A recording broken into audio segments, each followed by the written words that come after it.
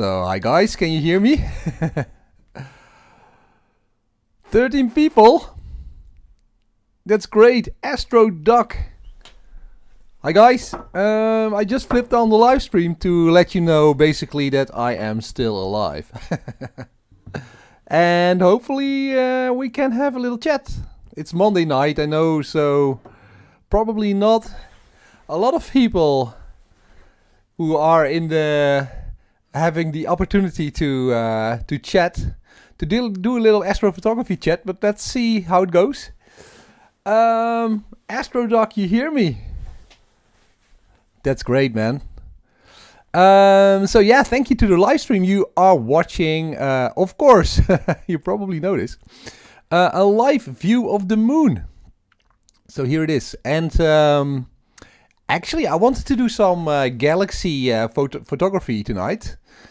As of course, we are in the midst of galaxy season, but there are two things that are a little bit tricky. The first thing we're looking at, that's actually the moon here. So the moon is, I think, 90% lit or something. So that is always very tricky. Like if you want to image galaxies, those are of course broadband targets, as most of you know. So they emit light across the visible light spectrum. So that's always tricky to photograph, especially when you have a full moon out, and we do. So that's my first challenge tonight. The second challenge is actually that there is a lot of haze in the air. So I saw actually the moon. If I look outside, I can see it like this veil of, yeah, like high, thin clouds hanging in front of the moon. It's actually pretty nice to see it with the naked eye. But anyway, so guys, welcome to 18 people here. Oh, yeah, that was not aliens. Did you see it? Oh, I can actually maybe use it as an Instagram opportunity. You saw a big jumbo jet flying in front of the moon, like just 15 seconds ago. And that's because I live very close to I think the largest airport in northwestern Europe. It's Schiphol. It's close to Amsterdam. And yeah, there are many, like every minute they have planes landing there, and I'm about 20 kilometers away. So, and I know they are testing out a new, like, approach route to that airport, and it will be exactly the planes will be circling in my backyard. So let's hope that that route will not come to fruition. I don't know. So hi guys, I see 26 people here. Hey, my live view went away. Let me check. What happened? Ah, it's switching. Sorry about that. I have to check my. This is of course an unplanned, an unplanned session again. I think it has been a month or something like that since we had clear skies. Here we have. I should kill this. How do I do that? I think I just can press stop.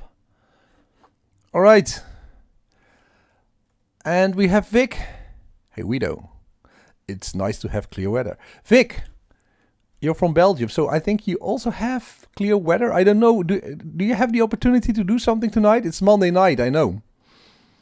So probably a bit tricky sometimes, especially when you have to go to work on Tuesday.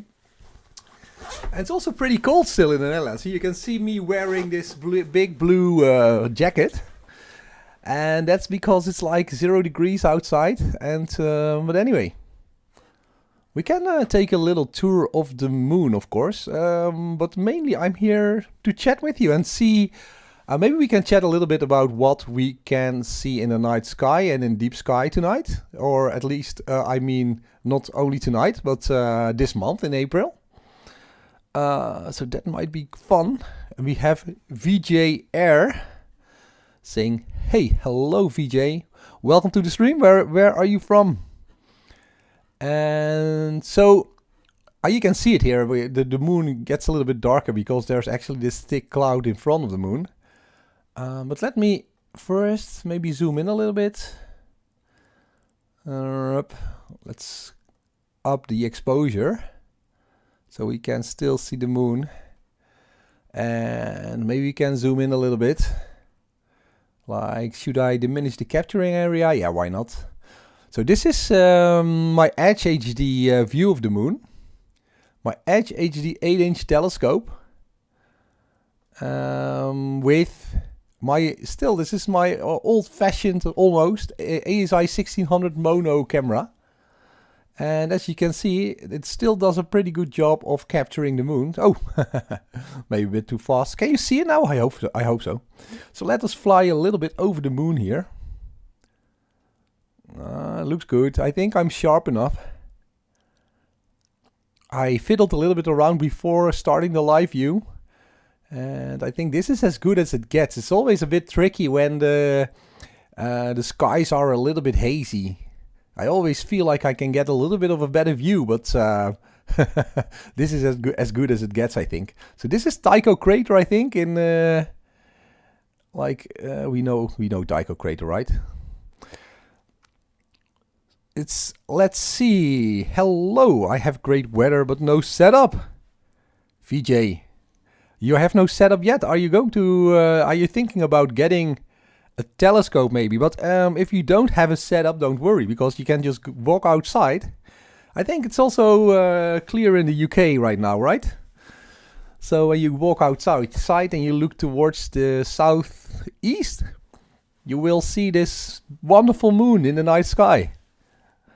The brightest object at night, so enjoy it also without any telescope. And if you have some binoculars, you will be amazed by the craters you can already see when you have some binoculars. Buku. Duku or Buku? So sad, it's nice weather in Delft, but I have exams. Exams. What kind of exams? So I need it all. I need all the time I have to practice for the exams. Yeah. Hey, good luck, Buku. I hope you will succeed. Can I? Oh, this camera. I'm always looking down a bit because actually I have this my mobile phone and I'm reading your text in front of my mobile phone. So that's why I'm looking down. Maybe I should. How can I do that? Like after 1 year, you would expect a more professional solution from me. But at least the audio is working. I will look up and down from time to time. I will try to remember. Oh, now I'm actually a bit high. Dude, Boomer, what are you doing? James is here also from the UK. James, you have also clear night, right? Good evening, all is well, thank you, sir. James, I hope you're fine indeed. Calculus 2 and flight and orbital mechanics. Buko, are you going to be an astronaut? So in Delft we have the Technical University, the TU Delft. Well, it's called like the University of Technology, I think, in Delft. Anyway, one of the most prestigious universities, and apparently Buku is attending. Calculus 2 is probably, is it the first year then? I know, I worked at the University of Technology for a while, and I know that Calculus 1 and 2 were like the major courses in the first year. So anyway, we are we are looking at Tycho Crater, and of course we are in the midst of Galaxy season. So Galaxy season means that the Milky Way, that's what I wanted to say, the Milky Way is pretty low on the horizon right now, as you might have noticed. And actually the constellations, at least in the northern hemisphere, the constellations that are high up in the night sky, like high up in the south, when they pass the meridian at midnight, all of those constellations, they show a lot of galaxies and galaxy clusters. And I made a video about deep sky targets to photograph and also night sky targets to observe in April 2022. So if you have the opportunity or the time, if you don't have to study for calculus, then I would encourage you to look at these two videos. So I have one video about naked eye astronomy events and also deep sky astrophotography opportunities in April 2022. I hope I can plan satellite orbits and interplanetary flight when I'm done. Ooh, cool, Buku. Oh, you're already in the master. That's cool. And VJ says, I bought an EQ6R Pro this week. Congratulations. And in a couple of weeks, I will have my own 102mm refractor. VJ, congrats.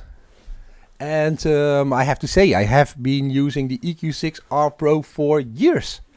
And it never failed me. I always had excellent results.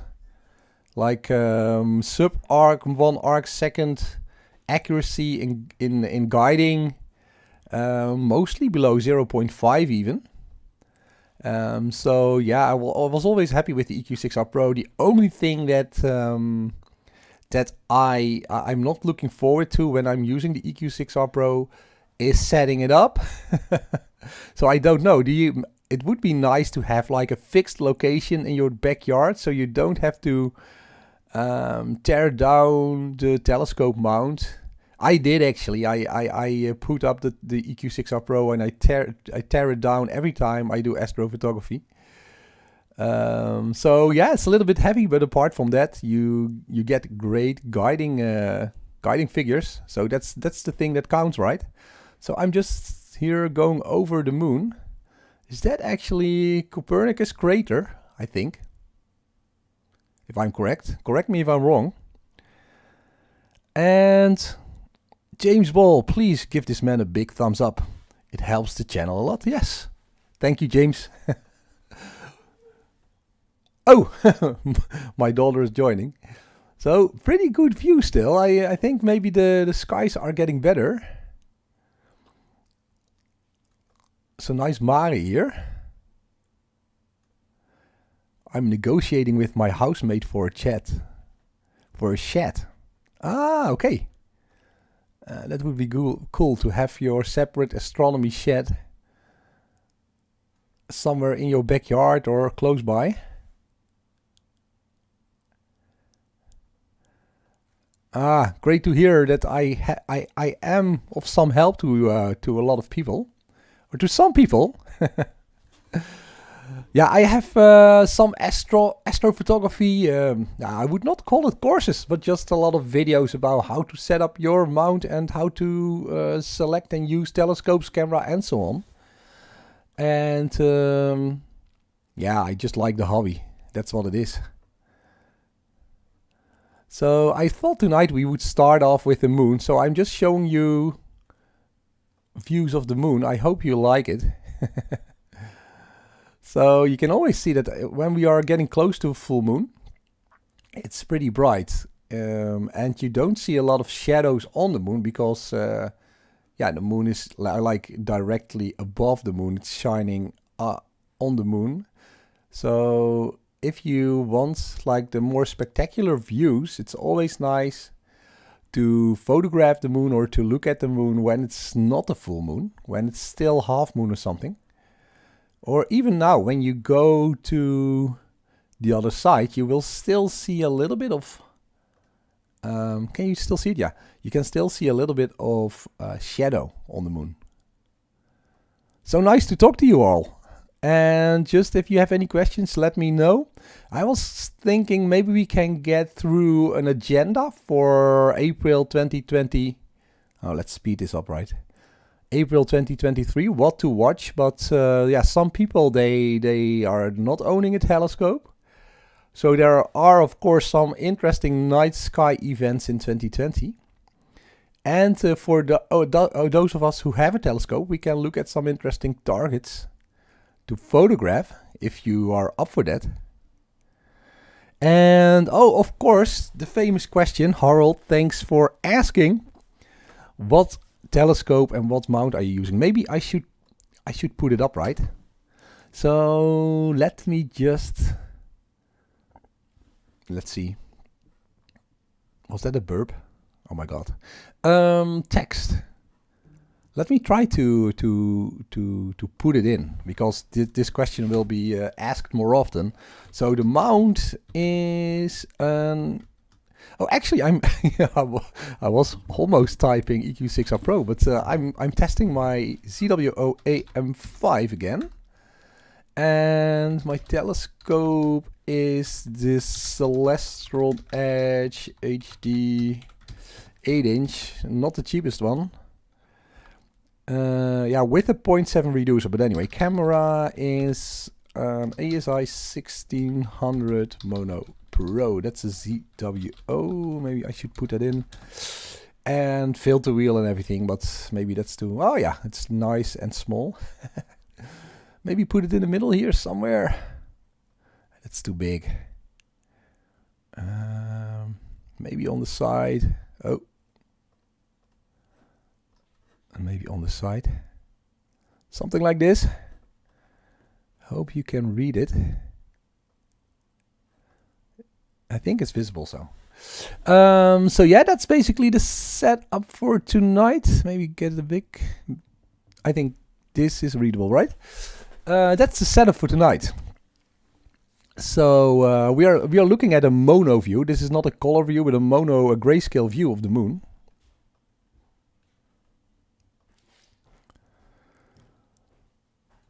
So I had to convince my landlord that I can use the telescope on the balcony. Yeah, Buko, maybe you can say that it's great to scan the area for thieves or something like that. It's like an alarm system. Dilemma! ASI 294 MC Pro or ASI 533 MC Pro. Any suggestions, folks? I have my IDs, but I am also happy to hear about your IDs. Maybe we can help Oxygize out here. And I think it's not an easy decision. I think the main differences, if I'm correct from the top of my head, is that the ASI 533, it has this square view. So it does not have this landscape view, but like a square, I think. That's the correct word, right? So what's a square view? Like, can I do it here? This is almost the same.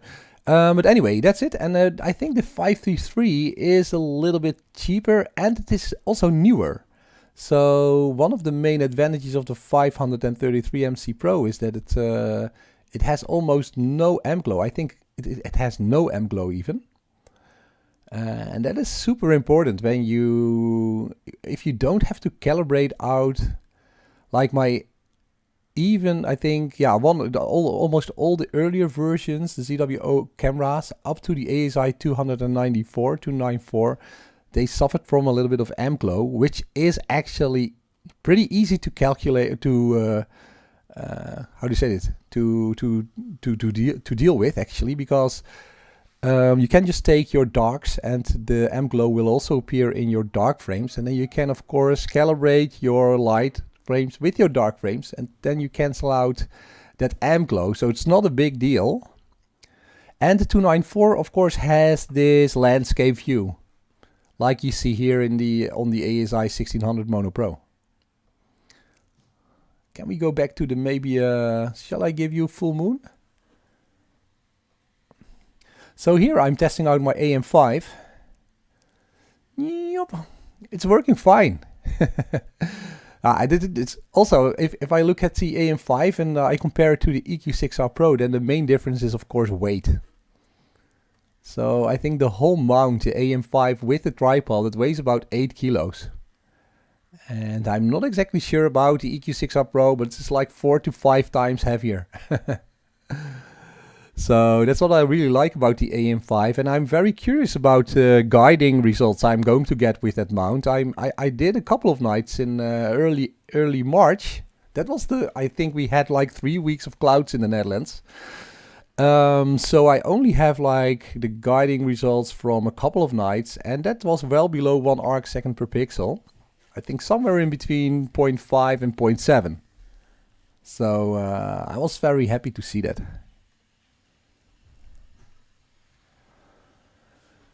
You can use things like sharp cap to polar align your mouth with a mount With the North Star, yes. Somebody asking about polar alignment. I'm surprised that the sky quality is pretty good. Yeah. Well, actually, I will take a look outside here. But anyway, yeah, definitely somebody said something about polar alignment. I can't show it to you. So you have here polar line. And yeah, of course, I cannot do it right now. But SharpCap has a polar align feature. So you basically put the mount in the correct latitude position of your particular location. You put the mount towards the north, towards Polaris. So you do a rough polar alignment at first, and then you can use SharpCap Pro to really nail your polar alignment with the, what is it called? Polar Align procedure. Yeah, so it's under Tools, Polar Align. I always use that procedure because it's so super easy to use. It always gives me excellent results. So if I use plate solving after the polar align procedure in SharpCap, it's never a problem. It's always almost exactly slews towards the target in one attempt. Anyway, for those who actually have a telescope. Oh. I have to check up below on my family. So 1 second. We'll be back.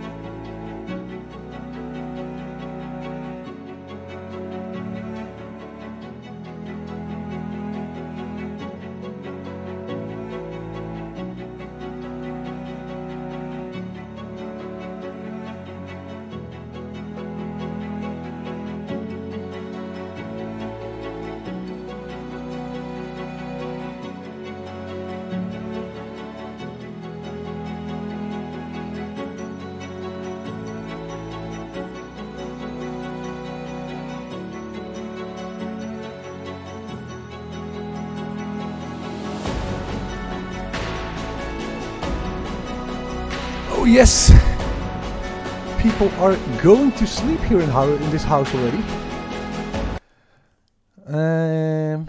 Do I have a webcam? Yeah, I'm back. So people are going to sleep. Everybody has work and projects and stuff to do. But yeah, if you're an astrophotographer, you have to take every opportunity you can get, especially when we had I think we had 3 weeks of clouds. Somebody here in the Netherlands might correct me. And let's see. Buku went for the 294 MC Pro. Because of the better pixel scale and the targets. I don't know if that's true, Buku. It depends a little bit on the telescope and the focal length you have, and also the targets you want to shoot. For instance, I think the 533, it has this square view, of course, but it is very nice to do these galaxies we have now in the night sky in spring.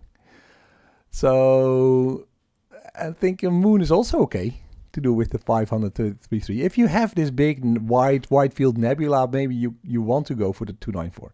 But anyway, always do your own research.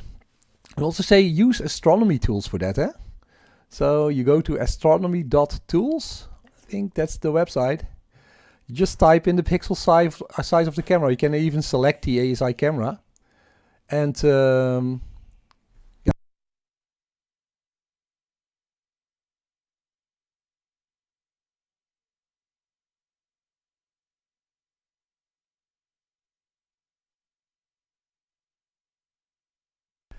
so, what did I say? Anyway, so if you want a landscape view, the 294 is definitely the camera to get. Anyway, I'm a little bit off because somebody asked me something. So let's see, who do we have on the chat? Big Nebulas. Hey Wido, we have Brodeem45 here in the house. Hello.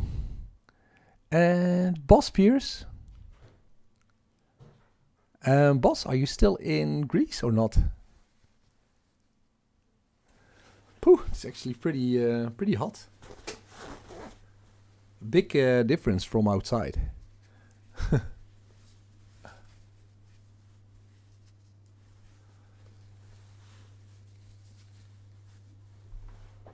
So we could try to also do some deep sky photography tonight. But I think with a full moon it will be a bit tricky.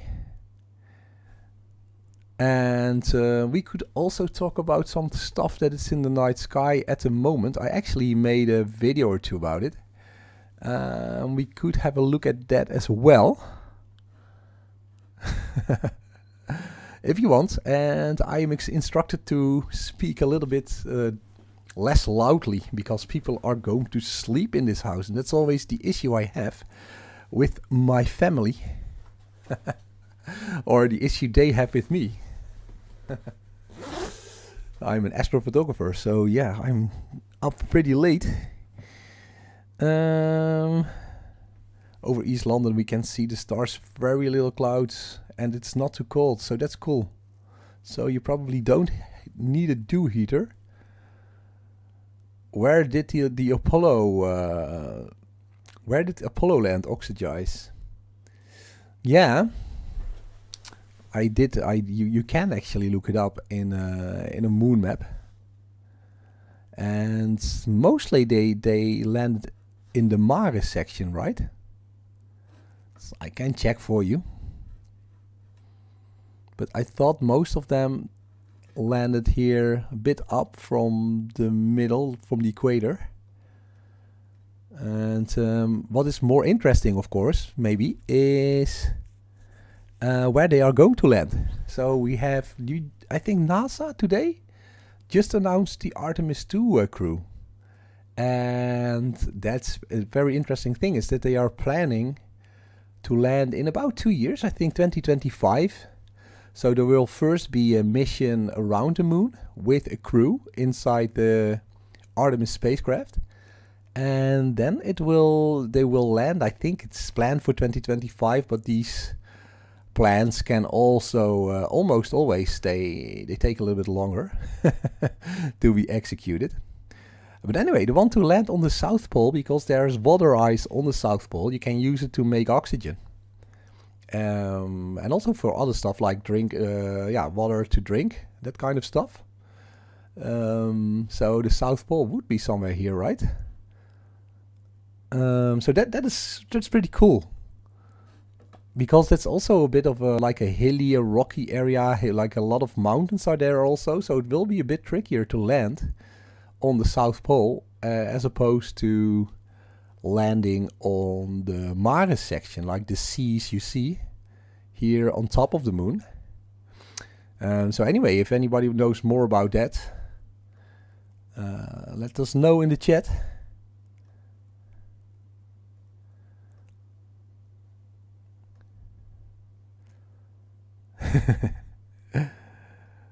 Secret Still Observatory, I did a live stream. I went to the moon, M42 and M51. Yeah, I actually I think I have about 30 targets. 30 galaxies and galaxy clusters you can go to. And yeah, one of my favorite is definitely the Whirlpool Galaxy. And the Pinwheel Galaxy also, because it looks like a windmill, and I'm from the Netherlands, so yeah, of course we like windmills. So that are the biggest ones, but there are also a lot of tiny galaxies not a lot of people are talking about that are pretty awesome to capture actually. So I could actually show you a little clip of that if you want. It's maybe a little bit boring because I'm talking about where you can find these galaxies in which constellations. Yeah, But yeah, if you want to do that, we can do that. We can go over the targets you can capture in April. Yeah, the water bug galaxy, for instance.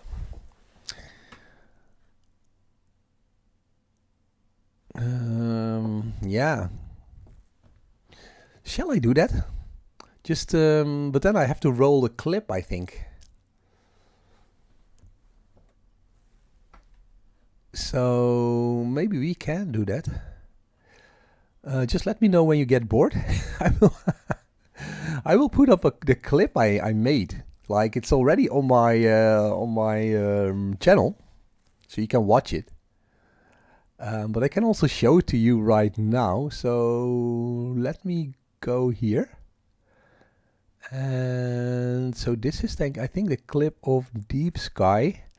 So here Are we are. you an astrophotographer with a telescope looking for some incredible deep sky targets to photograph in April 2023? Look no further. In this video, I will show you 25 spectacular deep sky astrophotography targets you don't want to miss. If you don't have a telescope, no problem. I've got you covered with a video about 9 astounding astronomy events you can witness with the naked eye in April 2023. You can find a link to that video in the video description below. The long-awaited spring has arrived. With the Milky Way low on the northern horizon at midnight, we are still in the wondrous galaxy season. From March till the end of May, the constellations that are high in the sky at midnight point away from our Milky Way galaxy, offering us a unique chance. Okay, I will fast forward this stuff. Or do you actually want to hear it? Chance to explore far into the universe. April offers us astrophotographers. This is definitely not the view you're going to get through your telescope. I'm getting to that. So this is just how is this called? Storyboards, I think. Geeks the opportunity to observe and photograph galaxies and galaxy clusters that lie tens to hundreds of millions of light years away.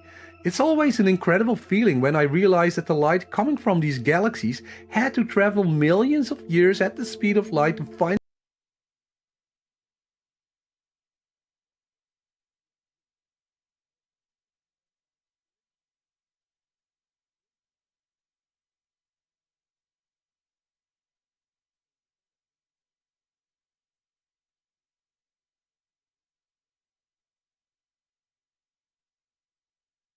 on the 1st of April. The Coma Pinwheel Galaxy, also designated as M99 or NGC 4254, will be crossing the meridian at midnight in the constellation Virgo. This beautiful spiral galaxy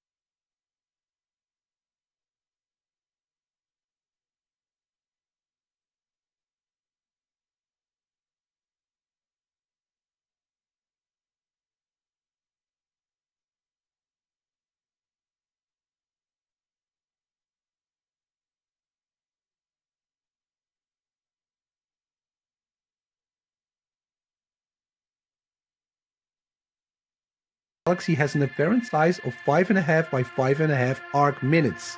On the 1st of April, the Silver Needle Galaxy... Sorry. I muted myself. So what I wanted to say is I have about 30 galaxies. I'm mentioning them in the video here. And one thing is that I mentioned the names and the apparent size. So here's the Silver Needle Galaxy, NGC or NGC 4244. 4244 will cross the meridian at midnight in the constellation Canes Venatici. The beautiful spot.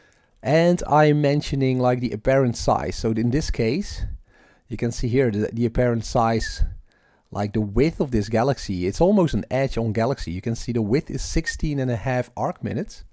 And the length is about 2 arc minutes only. So you can see it's almost an edge-on view. So this galaxy, it's like a disc, like a pancake, and we are looking like I'm looking at my hand. We are looking all at the edge of that pancake, right?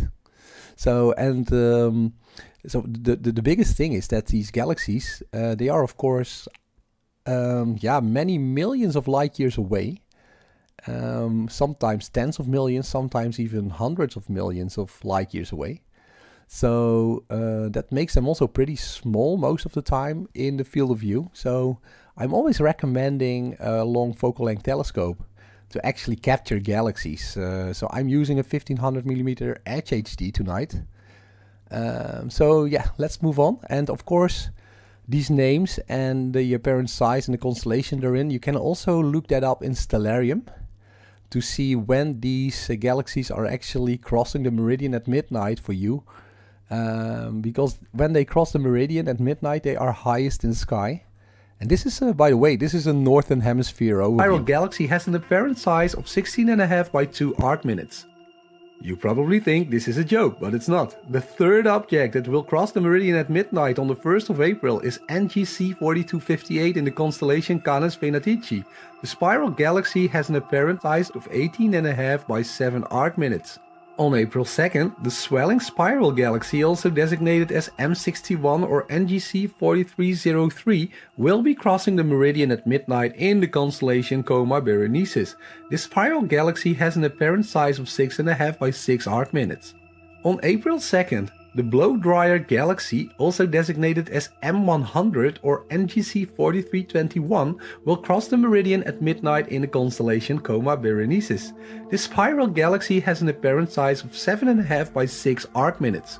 Let me give you my first tip on how to photograph these incredible galaxies.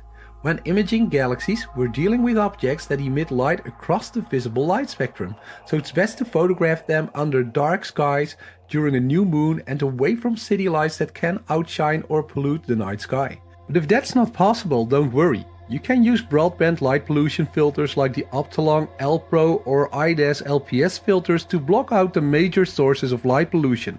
Just be aware that these filters will also block out some of the light emitted by the galaxies. Now let's keep going. On April 3, one of my favorite galaxy clusters. So that's the thing about these galaxies. They are of course broadband tower targets. They emit light across the light spectrum. So that makes it sometimes tricky when you live like me. I live in a suburban area. I'm actually living in Utrecht, one of the biggest cities in the Netherlands. So that makes it pretty tricky to image these galaxies, but you can use filters like light pollution filters that block the majority of the light pollution or the sources that emit light pollution, but at the same time you're also missing light that is being sent from these galaxies in the same frequencies. So if you do have the opportunity to image galaxies, always go to a dark sky location. That's the best thing you can do. And this is actually Markarian's chain. So this is one of my favorite galaxies. If you don't have a big telescope, one super nice thing to do is to look at galaxy clusters. So this is a galaxy cluster. You can see 1, 2, 3, 4, 5, 6, and maybe 10 galaxies in a nice little chain here. That's why it's called Markarian's chain, of course. And they're all about like 50, 60 million kilometers away, if I'm correct. Maybe 20, 30. I have to check, but millions of kilometers.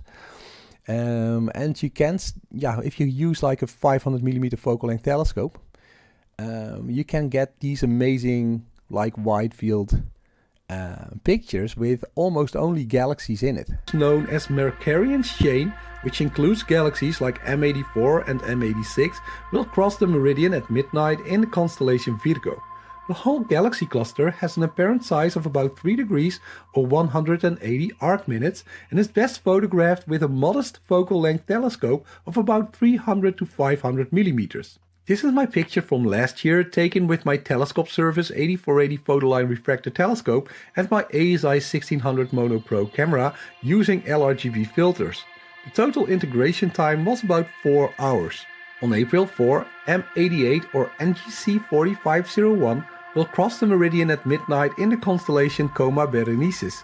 This wonderful spiral galaxy has an apparent size of 7 by 4 arc minutes. On April 5, M58, also called NGC 4579, will cross the meridian at midnight in the constellation Virgo. This spiral galaxy has an apparent size of 6 by 5 arc minutes.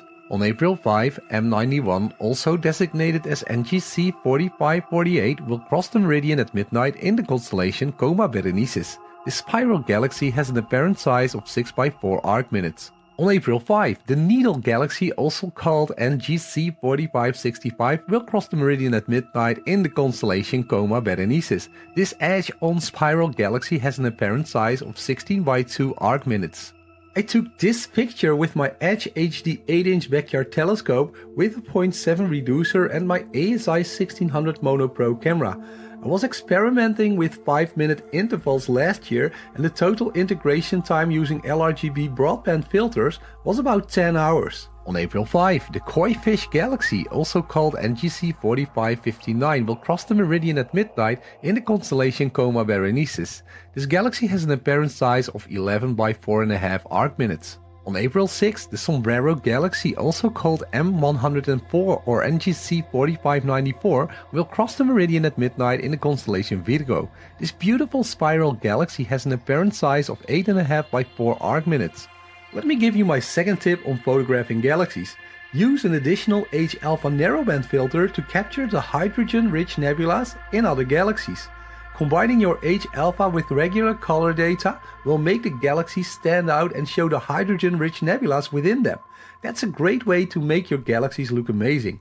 Now let's get back to the overview. On April 7.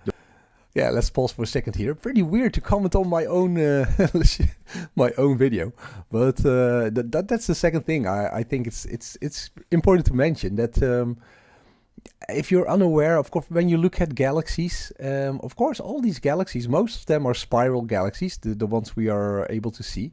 And of course, they have a lot of these hydrogen nebula. So these are actually the places, like the Orion Nebula, for instance, very famous in the Milky Way galaxies, where stars actually are born. And it's super cool, of course, in our own Milky Way, to photograph these nebulas. That's one of the favorite things that we astrophotographers like to do. But they are also present in other galaxies, but they are millions of light years away. So you will see these tiny red dots, and these red dots, they are these hydrogen nebulas. And if you combine your color data with an H-alpha narrowband filter, and you use that filter to photograph that same target, and you combine them together, you get this nice integrated picture, where you can also see these very awesome for lack of a better word, galaxies that are also present in that galaxy. So shall I continue this overview? But I will show you some more, and then if you want to look at the entire video, you can just go to my channel, and it's there. So Deep Sky April 2023. I mentioned about 30 targets that are awesome. The Whale Galaxy, also called NGC 4631, will cross the meridian at midnight in the constellation Canes Venatici. The beautiful spiral galaxy has an apparent size of 15 by 3 arc minutes. On April 9, NGC 4725 will cross the meridian at midnight in the constellation Coma Berenices. This spiral galaxy has an apparent size of 11 by 7.5 arc minutes. On April 9, the Croxi Galaxy, also called M94 or NGC 4736, will cross the meridian at midnight in the constellation Canes Venatici. This beautiful spiral galaxy has an apparent size of 14.5 by 12 arc minutes. On April 10, the Coma Cluster, also designated as Abel 1656, will cross the meridian at midnight in the constellation Coma Berenices. This beautiful galaxy cluster has an apparent size of about 3.5 degrees or 210 arc minutes, and can be best captured with a modest focal length telescope of about 500 millimeters. On April 14, NGC 5005 will cross the meridian at midnight in the constellation Canes Venatici. This spiral galaxy has an apparent size of 6 by 3 arc minutes. My third tip is about the kind of gear needed to photograph these awesome. Alright, so let me skip to the final few galaxies.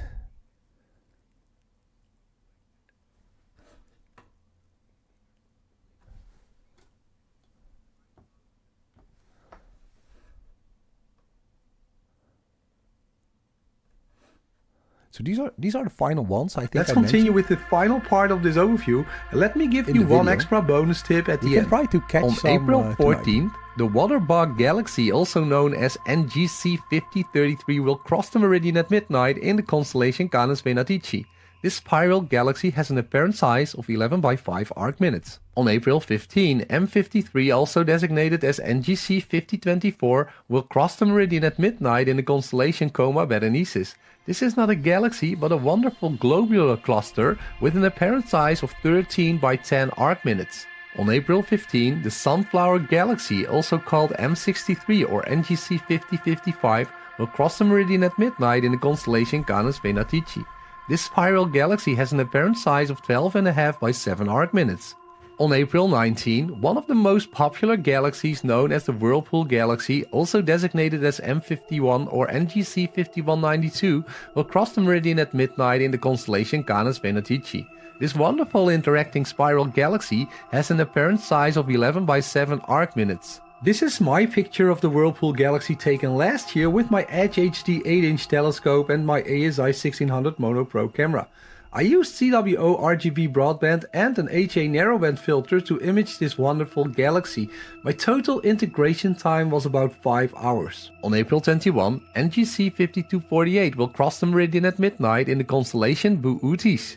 This spiral galaxy has an apparent size of 6 by 4.5 arc minutes. On April 22, M3 or NGC 5272 will cross the meridian at midnight in the constellation Canes Venatici.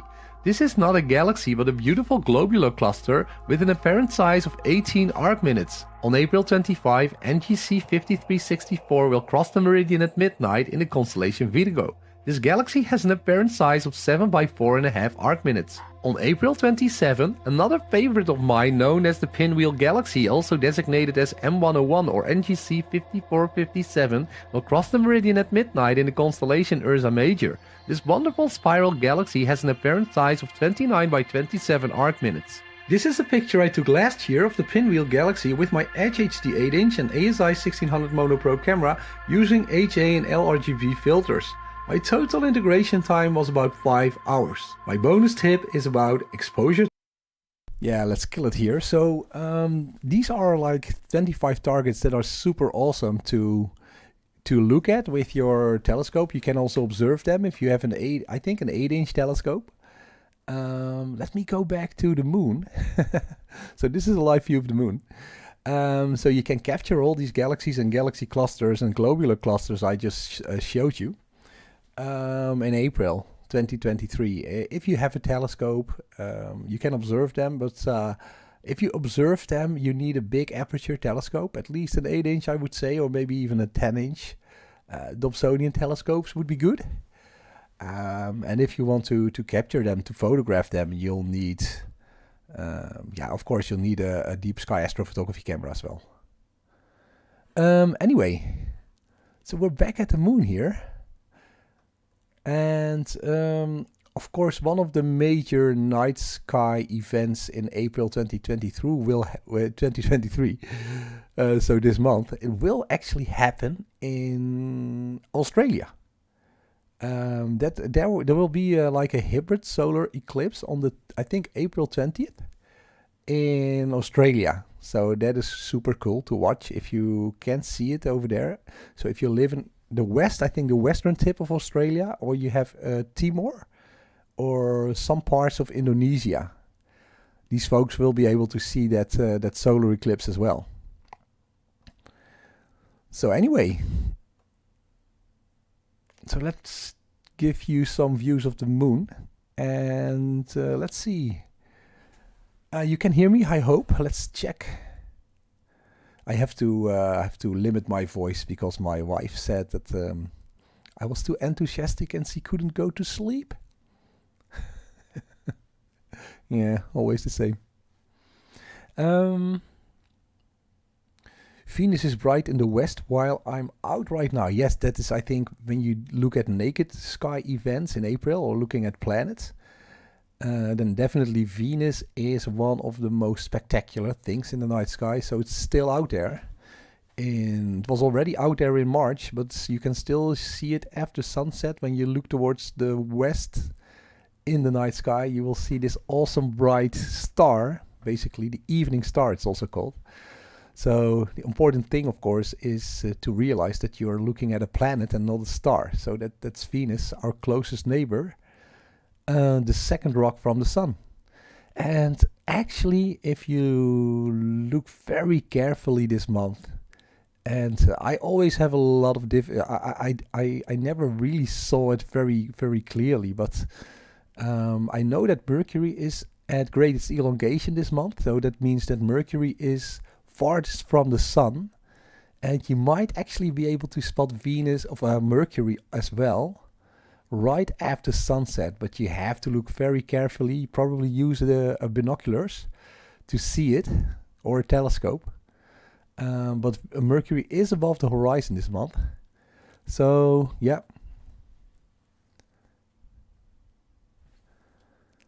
So guys, let me know what you want to see. We can still take a look at the moon. And can you see my setup is over here on the top, on the bottom left.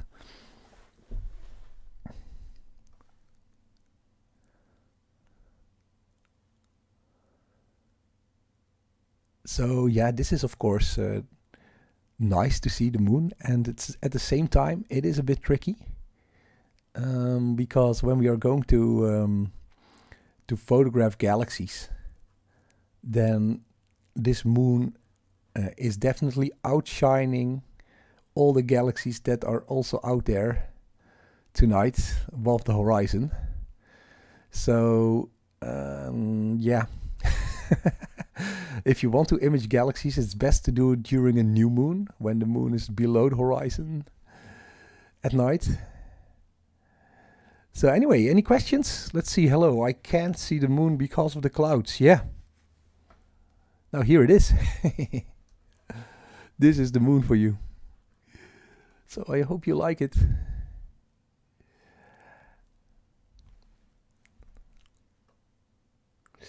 We could go to like the bigger M51 is the most popular one, I think. I can use 6 Sequence Generator Pro to slew over there. I think M51 is already out there in the night sky. I will check.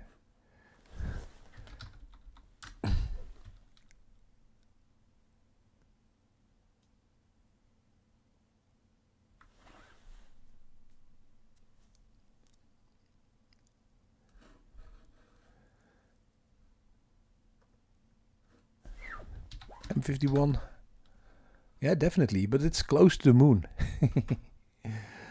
It's in Ursa Major, close to Ursa Major. We can try it.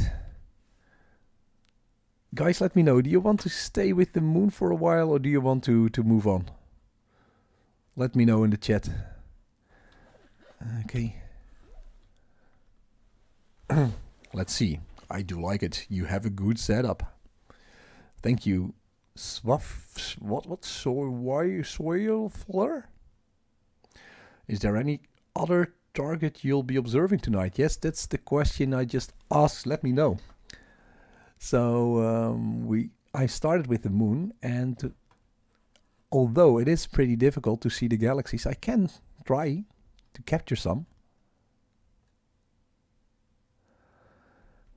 What application are you using here? This is the live view from from my telescope. So I don't know. Do you refer to the software? So the software I'm using is SharpCap. It's a great software tool, I think, at least, to look at live views of the moon and also live views of the planets. I mostly use SharpCap together with my my telescope and my camera. So I connect the camera to this software on a mini PC that's outside below the telescope, and this is the view from that scope. Deep sky is interesting. Yeah, the thing is about deep sky, that is we need long exposure pictures. So yeah, we can try to use like this live stacking tool we have in SharpCap. Could be interesting. Go to Caldwell 7. Brody, are you already bored? Oh. Sure, I would love to see them. Okay. So let's see then if we can do something. I'm going to use Sequence Generator Pro because I have plate solving there. So let me just check M51 then. Shall we go to M51?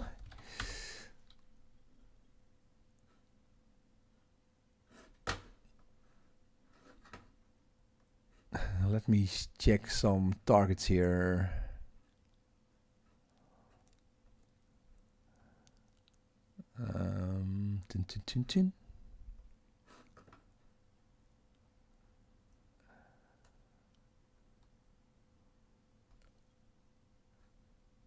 Let's see. I'm just going to look at some of these galaxies. Let's see if we can actually. I'm curious because it's very, very close to full moon tonight.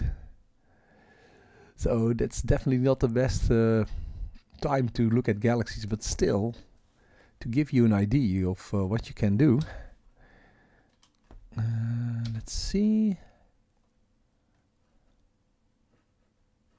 Hey. Now. What's happening? Let's do this. Okay. And yeah, actually I need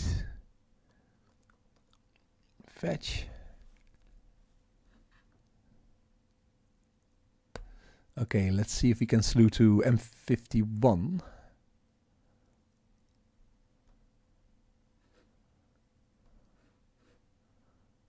Here we go. Let's put it in the middle, hopefully. Okay.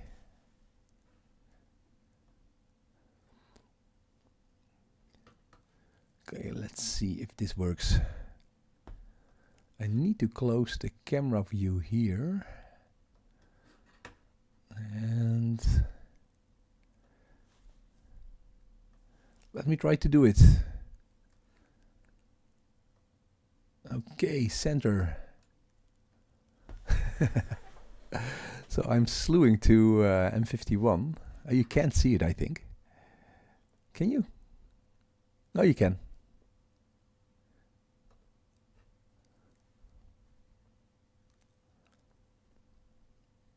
Let's see.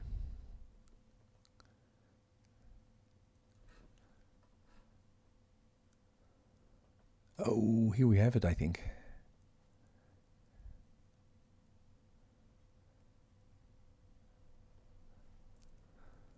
So maybe nice to use the live stacking procedure. I never did that actually. Done. Here it's very faint. But we are here. Definitely. Is my mount tracking? Yeah, it's tracking. So let's see if we now go to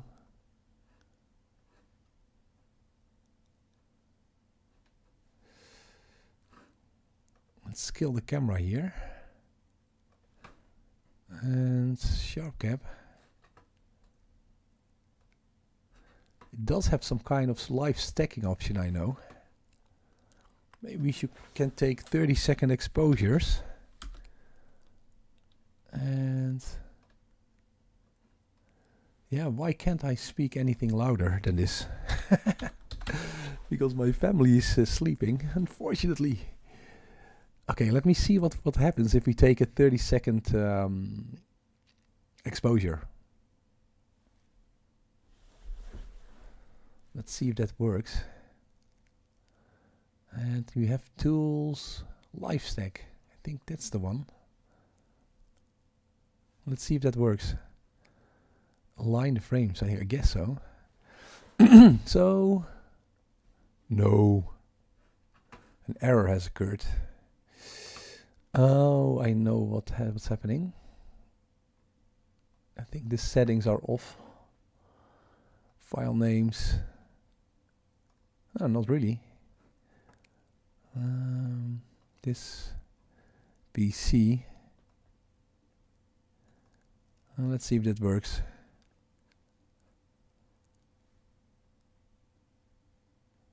It's still showing errors. That's not good. It's always something, eh? Let's see if I say save stack, save all. I would like to say save all. Let me just check.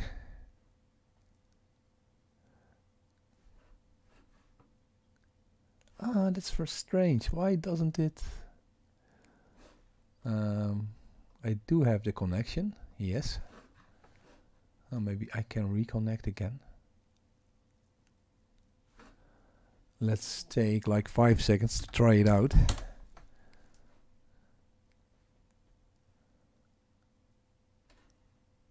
So maybe here is something wrong. Save as 16-bit stack. Save exactly as seen.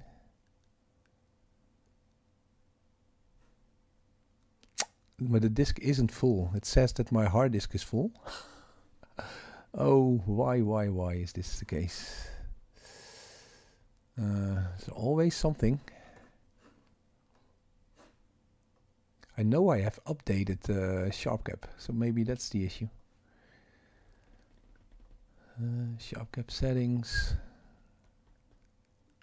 Oh, it's reverted back to here. Okay. Apply. Maybe that works. Okay. I do need this fits. I don't see anything. Uh-oh. Live stack. Let's see what happens now. Yeah, I did something. Okay, let's move on to 30 seconds. Hopefully it will work now. So guys, I'm trying to do something new, so hope you have the patience to check it out. Let's see. There is. Okay, 4 seconds. Can I actually stretch this view? Frames ignored 3.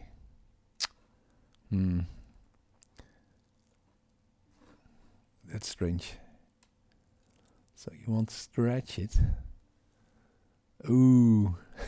Nah, that's not what I want. Or maybe we can do it in Sequence Generator Pro, but if this doesn't work, it's pretty tedious. So you can see the core of the Galaxy here if you look very carefully. I'm trying to stretch the picture. Now, frames ignored 4. Why doesn't it stack?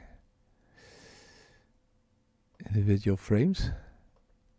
Stack. What's wrong? Oh wait, we are tracking. We're tracking at lunar. Maybe that's wrong. Tracking sidereal. Maybe that was wrong. Tracking, okay. Last 5 frames could not align. Yeah, maybe because of the lunar tracking.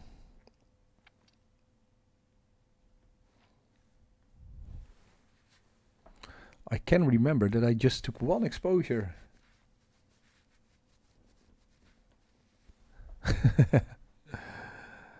Oh, does it stack? Or doesn't it? Nope, it ignores the frames. Oh no, maybe I should clear it. Let's have one last go. So I'm desperately trying to make this work. Sigma clipping. Let's first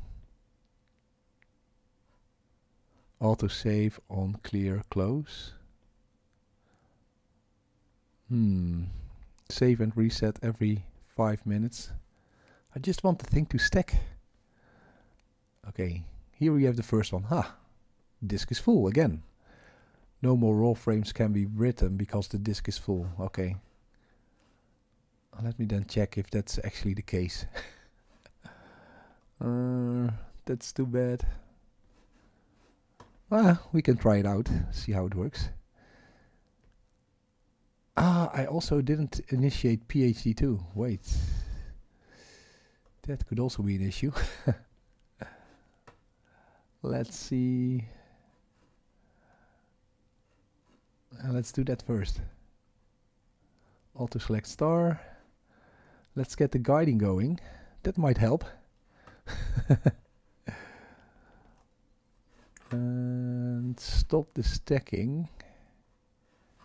So bear with me. Let's see. Deze PC. Where is it here? This PC?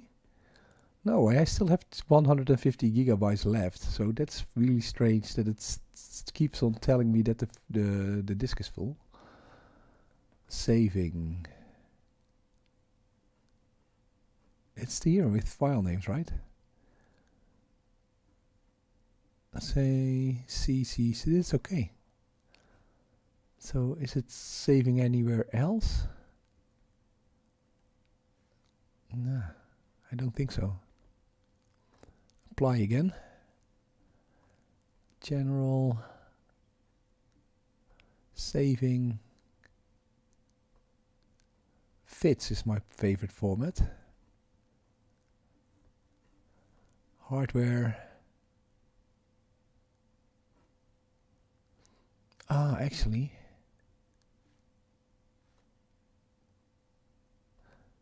Yeah, I also need my filter wheel here. Maybe I can use... Anyway. Let's see how the guiding goes.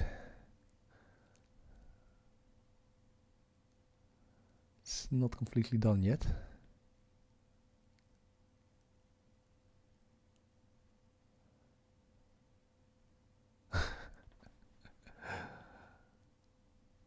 Yeah, I'm just getting set up here. Alright, it guides. That's cool. Again. So file, this is definitely C. AstroForum, okay. Yeah. I do think that it's about right. So, not giving up here. Let's clear it and let's see how it goes. Live stack reset.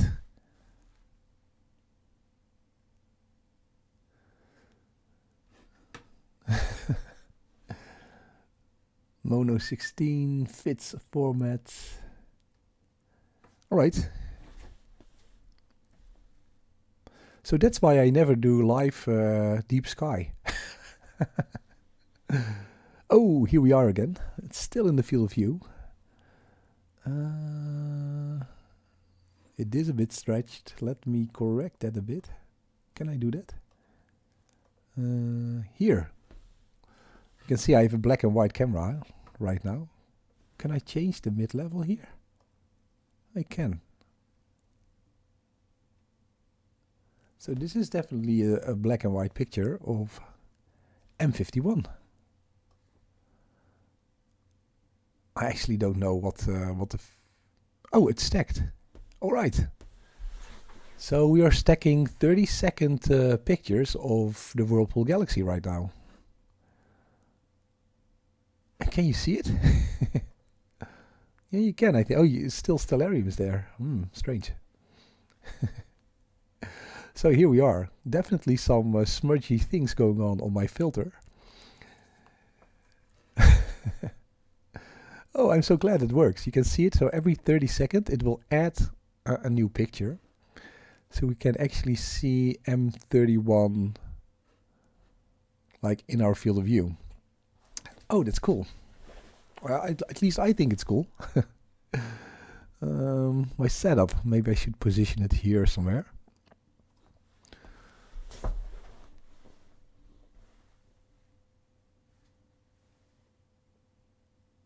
Yeah, oxidize I just did. And I killed Stellarium for you. And I just have to know which filters I... Let me see. I have a filter wheel in front. I have to check which filter is set as default actually.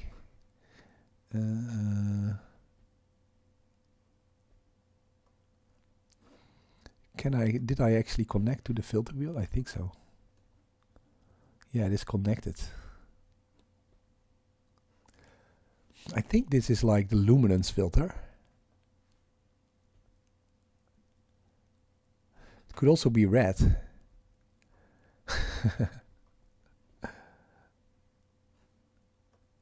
I never use sharp cap actually to capture. Oh!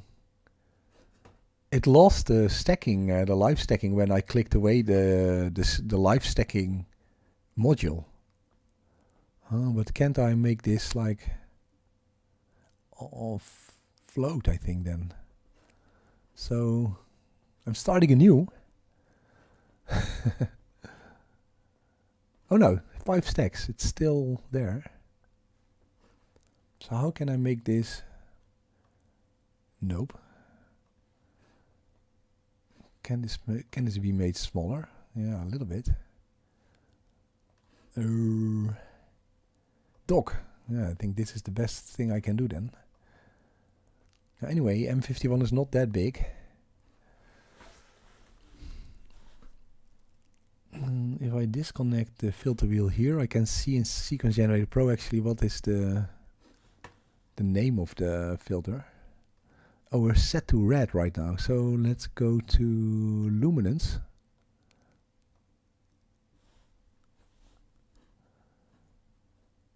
Okay, I moved to the luminance filter. Let's see if that gives us a brighter picture. Yeah, the HAL filter Brody, you need 4 or 5 minute exposures to really capture these hydrogen nebulas. At least a couple of minutes, so it's a bit... Last 3 frames have not been stacked. Oh, I switched the filter, so that could be an issue.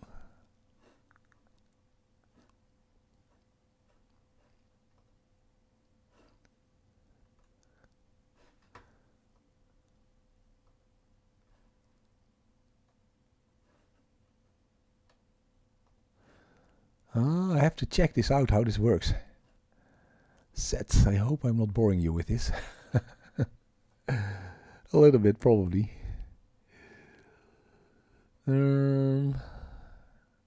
It's here. It's here. Here, the last 4 frames have not been stacked, so it's 1 point. It's not the tracking. Oh, the tracking is good. Here, 0.4. With the AM5, the last 5 frames have not been stacked. Because? Okay, let me clear then again. I don't know exactly why it's not stacking. Yeah. And here it shows the filter wheel, but it doesn't show the names of the filters, so that's a little bit tricky. I think the same. The disk is full. Again, that I thought I fixed that. Why does it keep on saying that?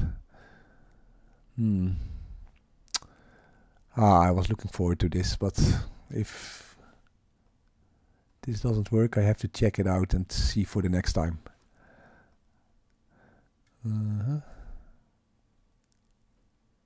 No, the disk is full, which is not the case. Astrophotography, always a challenge. So the disk is not full, of course. So why doesn't it stack?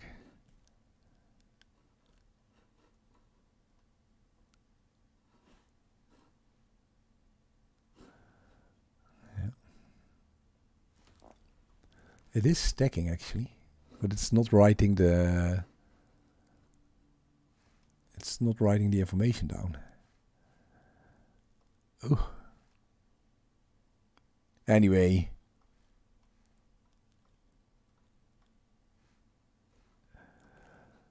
Oh.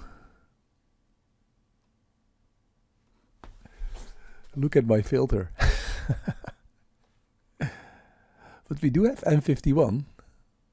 Yeah, it says it cannot write the frames. I don't know why not. But it is stacking again. 4 frames stacked.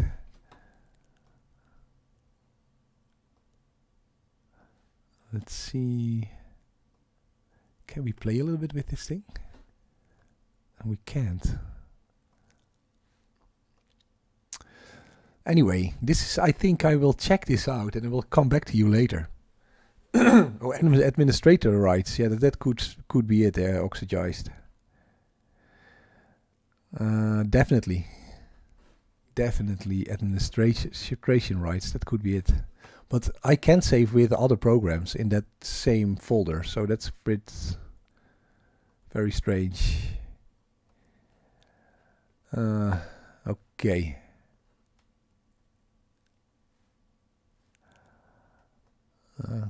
See, this is my go-to. I can say lights. Maybe that makes a difference.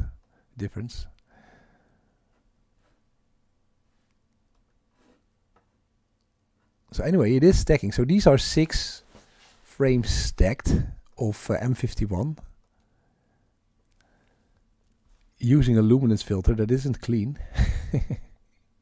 But here you can see it, right? It is pretty cool. Can I also... And again, I need to keep my voice down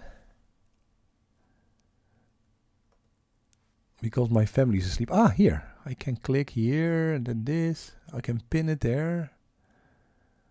I'm getting the hang of it. Oh, pretty cool. Let's see. So yeah, we do have a monochrome camera. So this is a black and white. So we are now at, if we just ignore the fact that for some reason it's not saving, we can also say save none or something like that. It's a bit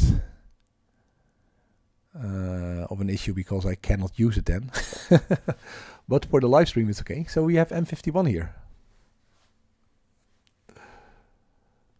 So here we go. And this is also interesting. This is my tracking at the moment. So this is the AM5 on like the Edge HD 8-inch telescope. So I have a 0.5 pixel size right now. And I'm tracking with the AM5. And we do have a little bit of like wind from the northeast in the Netherlands. And my tracking right now is RA is 0.5 and DEC is 0.7. So that's pretty nice, I think. So you can see how fast it goes actually, because we have now, these are 10 frames, 10 30-second frames stacked, and we already see, I would say, quite a lot of the galaxy, right? Of course it's very grainy because I have stretched it. So this is the unstretched picture, this is the stretched, and I'm trying to like see how this works. Maybe this.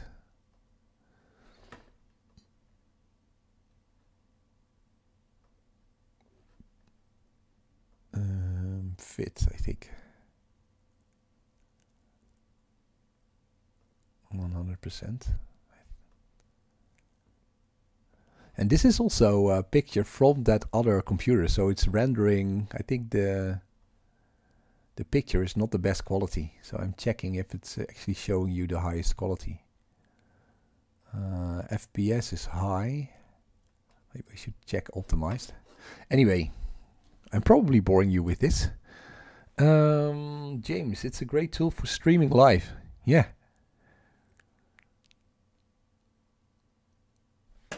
Nice details, yeah, I'm actually surprised. So should we go to the next target? But I'm just checking how it works. Like, can I also stretch it myself? I do have a little histogram that I can play with. Here, like if I put it exactly, so it's very grainy view, of course, but it's a live view. So now you can nicely see this. This is an interacting galaxy, M51. You can see it here. So this little blob here on the side is actually a galaxy being sucked up. Actually, it's being pulled into the rest of the spiral galaxy here, and that's pretty cool to see with M51. And the same will happen with our Milky Way. Because Andromeda and Milky Way, they will actually merge. We will not be there to see it. Millions of years, but Andromeda is actually getting closer to the Milky Way galaxy. Anyway, pretty cool. Brody keeps on insisting on Caldwell 7. I don't know what that is. So I do think this is a nice one. I'm staying here a little bit to stack. And I'm actually pretty glad that I got it working, but I think I have some issues with administrator rights. So for some reason it's not saving while I'm taking the pictures, so that's a bit unfortunate. But anyway, let's see. But can I now? Where is my live stack? I lost the overview, and if I click it, I'm afraid that I will lose the stack. I need to click it. I can see it. Oh, here is it. Click the resume button to continue. Yeah, but okay, it's not pinned or something. I have to click this. Oh, great. Anyway, shall we go to, I think the next best thing here in the neighborhood is the Pinwheel Galaxy. So these are, maybe for the administration here, these are 16 30-second pictures stacked. So this is only 8 minutes of data. So I actually like it. Shall we go to the next target? It's now, for some reason, it's now not stacking anymore. I think because I clicked around a bit. Okay, so I definitely need to check this out, how this works. I don't know, Sigma clipping stacking, that's also an opportunity. View individual frames. No, you want to view the stack. Oh, this is Sigma clipping. Then it's going to guess, I think, the stretch, right? A little bit noisy. But that's only one 30-second picture here. Oh man, why is it? Maybe it should go a bit down. So I'm actually quite surprised. You don't need a long exposure time to look at these galaxies.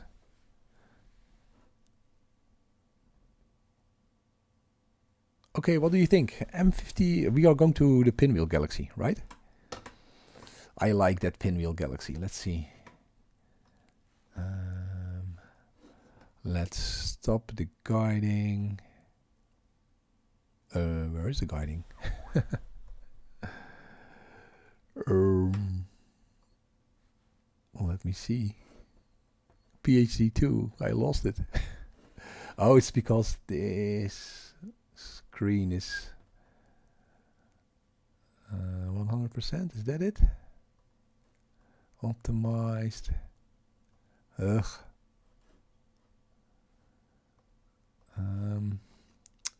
Sorry about this. Maybe go to 80 or something. Yeah, now I can see the bar. Zoom to fit. That's probably the best. So here we have M51 again. So this is only this is only 2 minutes. I'm kind of surprised actually. Hello from the Netherlands, Stefan. Hello, Stefan. I have to keep my voice down because everybody is asleep. But we did take a look at the moon, and now we are going to we are looking at M51, and I'm kind of surprised that that I only need like 30-second exposures, and this is a 2.5 minute stack here, which is pretty awesome. Okay, let's go to another target here. Let's do some kind of marathon. What about M101? Because I do have a good view towards the east in the night sky. So that's why I'm picking targets that are a little bit east from the meridian. Let me check here. Okay, framing mosaic. I know that's M101. Let's fetch that. Okay, let's stop the guiding. So guiding is 0.5, 0.6 right now. I'm kind of surprised because this is the Edge HD, so pretty, and at 1500 millimeters focal length. So the ZWO AM5 is actually tracking pretty well here. It's almost as good as my EQ6R Pro. It's not a lot of difference between them. Alright, let me quit the guiding here and let me go to the second target. And that will be the Pinwheel Galaxy. Create a sequence. Okay. I need to kill the camera here, close the camera. I know you can also plate solve using SharpCap, but I didn't get that to work yet.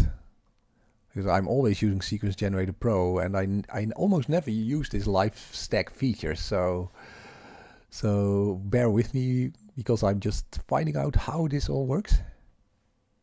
So we're now slung to M101. It's pretty close to the Whirlpool Galaxy. That's why I picked it. I think it's done. Yeah, we can see it here. So let's also continue the guiding. So I don't think I need to recalibrate because it's pretty close to where we were. Alright, now kill the camera here. And actually I can only... Oh wait. I think I need to kill everything. And then go here. And start stacking again with the same questions about saving is not an option. No, save none. Okay. So okay, let's do again these 30-second stacks. Let's see what we end up with. So it's going. Also clear, I'm shooting M82.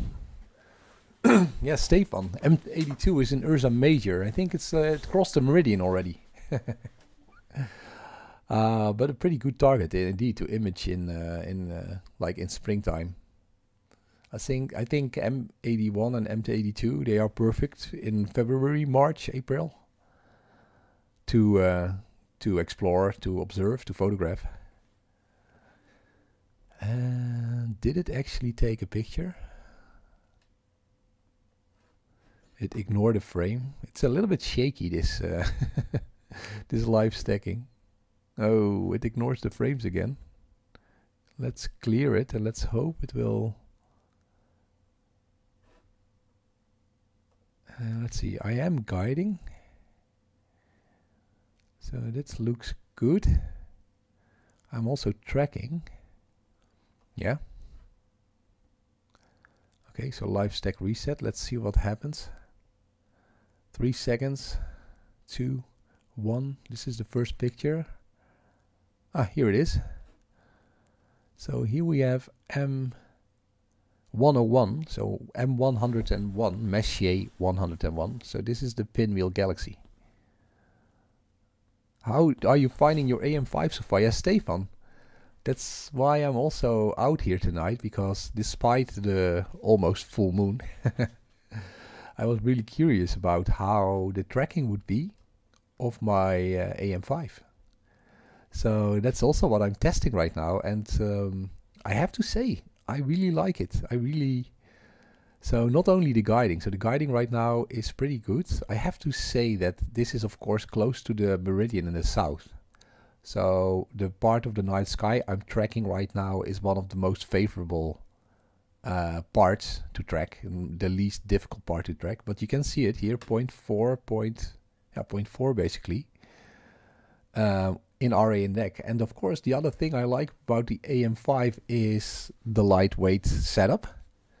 So I have put this on the TC40. That's a carbon fiber tripod, and a lot of folks have actually said that I shouldn't use the TC40 carbon fiber tripod because it is unstable. It is all kinds of stuff, but I'm not seeing it right now because we have like winds of like 3 or 4 Beaufort. How do you call that? Windkracht 4 or 3. And still the stars are pretty round. At sub-arc we are now imaging at 0.5 arc seconds per pixel. So I'm pretty happy about it. So let's see if we can adjust the stretch a bit. I think it's stretching a little bit too aggressively. How do I do that? Oh, it's because of that Sigma clipping, I think.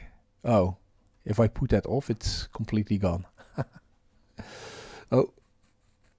Yeah, sorry guys, I'm still finding out how this works here in SharpCap. So Stefan, yeah, in short, I'm really impressed by that harmonic drive mount from ZWO. And there are some rumors that that will not be the last mount. But you didn't hear it from me. Okay, so we have the stack here. Ah, here we go. We can also adjust it here a little bit. It's pretty tricky. So it's close to the full moon. You can see it, eh? So you see here the glare of the moon already, and then it's a little bit tricky to get these spiral arms out. But maybe when we stack a couple of pictures, we will be able to see it.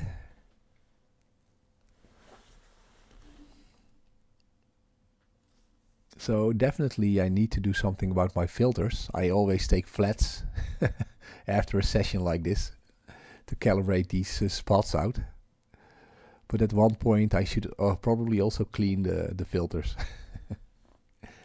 So this is just a monochrome grayscale image through a luminance filter. I'm not using a UV IR cut filter. I would use it when I use a color camera.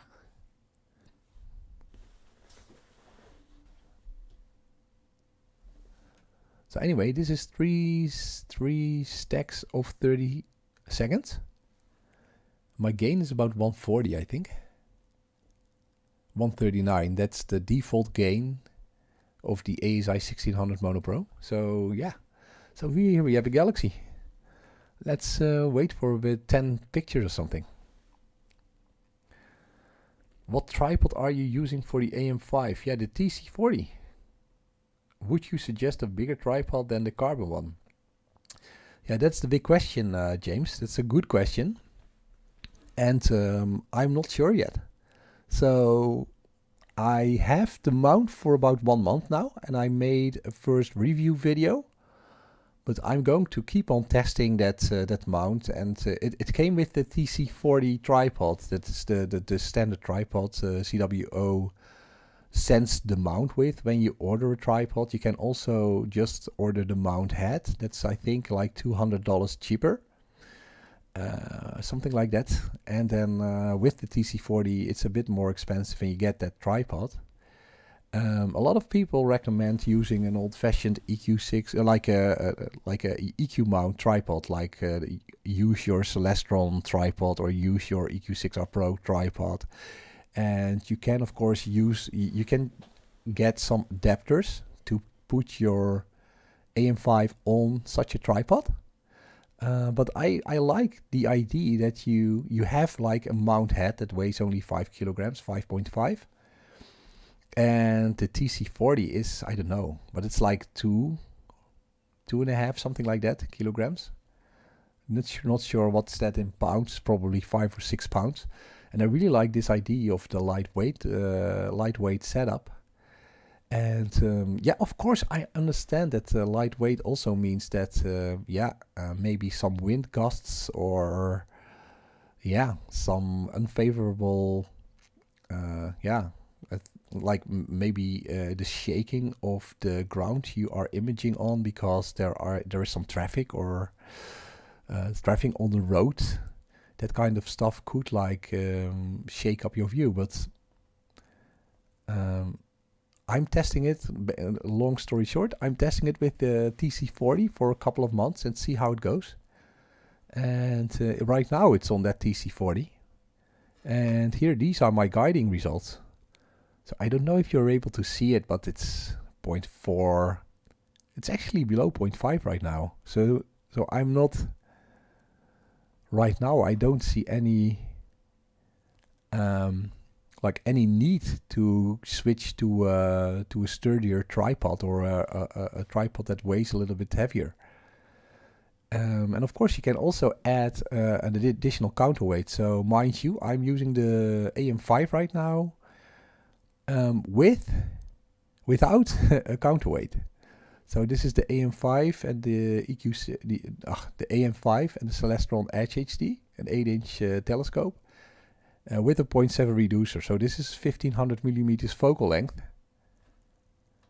And yeah, I think the stars are pretty round. I could actually maybe focus a little bit better, but I like what I see actually. Anyway,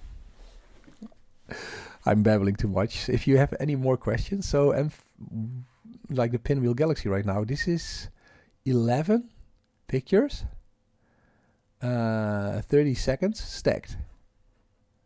I'm kind of surprised that this is the view I'm getting. It's pretty good. So when you continue, I think, on Galaxies for about 1 hour, you already have a pretty good picture of a galaxy. That would be my guess if you take like 1 hour, 30-second pictures. So that would be 120 pictures for a galaxy. I think that might be enough. And of course, I'm now using a monochrome camera. So monochrome means that you have to use all of your color filters, so red, green, and blue, and luminance. You have to cycle through them. So that's 4 times as much work as compared to using a color camera. I would maybe for Galaxies, if you're just starting out, a color camera is nice, I think. You just take your color camera, maybe with an HA filter attached, to also get these hydrogen-rich nebulas of the galaxies, and then you can combine the data to get a nice galaxy, a picture of a galaxy. Anyway,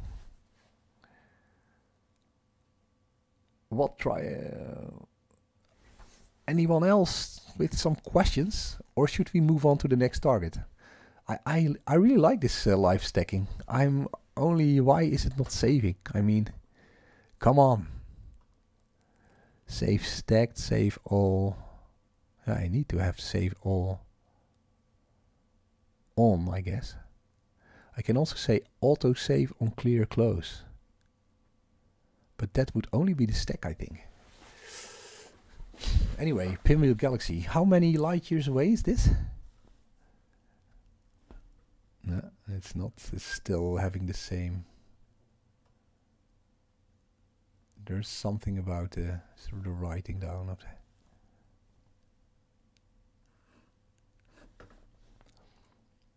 I'm going to check it one more time. Save capture settings. Yeah, it's just here. Maybe I can go back to that other. Yeah, I'm trying to select an other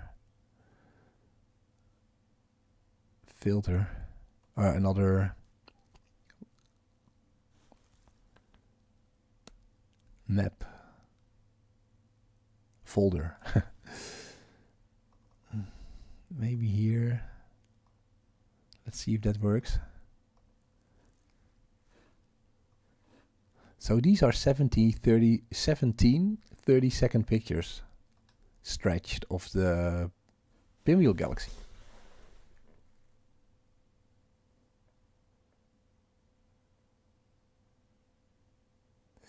Yeah, guys, I only have the vision towards the east. So I'm not sure if it's still... I will check out if we can do some of the targets you are suggesting.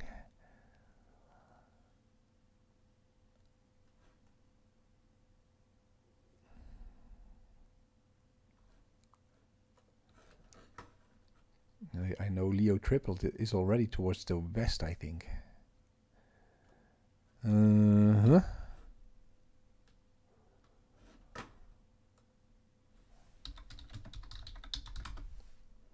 Oh, we can do it, but it's it's exactly in front of the moon. You can see it here, Leo Triplet. That might not be a good idea.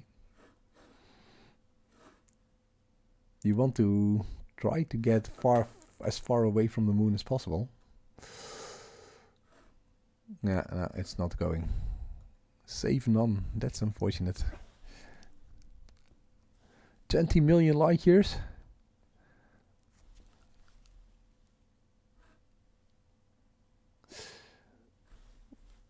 Yeah, why not? Let's go for that Leo Triplet then.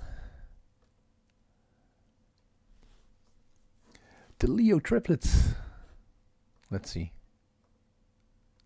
What is that actually? Leo Triplet, can it... Maybe I should recognize one of the... Oh, it's... okay. Lots of mistakes here. It has some... This is not it. So, yeah. Yep.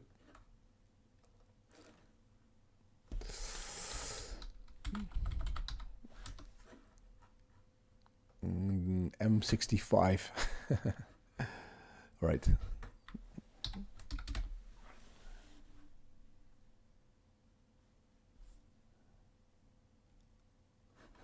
Let's check up on the pinwheel. Very nice. We put the stretch a little bit less. You can see the spiral arms already. After 22, like 11 minute exposures. Wow. I didn't expect it to be so good after such a short period. So these galaxies are pretty bright. So that makes them pretty, not easy to photograph, but they are pretty bright in the night sky. Yeah. So maybe 1 hour with a color camera, or maybe like 1 hour for each of the filters with a monochrome camera will already get you nice results. And you can just use 30 or 60 second exposures. Interesting. All right.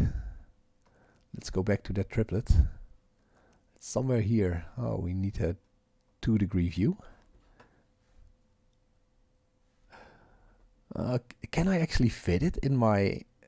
I don't know. I may like it sub-arc. This is my view. Let's see. 1. Leo Triplet is maybe something for my refractor. See? It doesn't fit. We can take these two first and then the other one later on. Let's see. Create M65. Oh, M65. Let's check this off. Okay, so let's kill the guiding then. This is the final M bottom one. Pretty cool. At least I got it to work, so that's nice. Let's move on. Triplets. Leo triplets. Let's kill the camera here. Bye bye. Save as 16-bit stack. Save with adjustment. Save exactly as seen. Yeah. Okay. And here we go. Center. Cannot center. Yeah, that's true. So let's go back to SG Pro. Center. Yes. Board. Oh, actually, I was not cooling. Oh. Okay, here we go.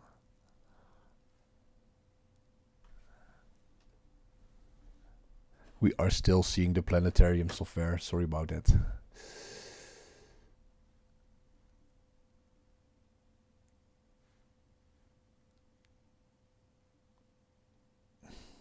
Nice.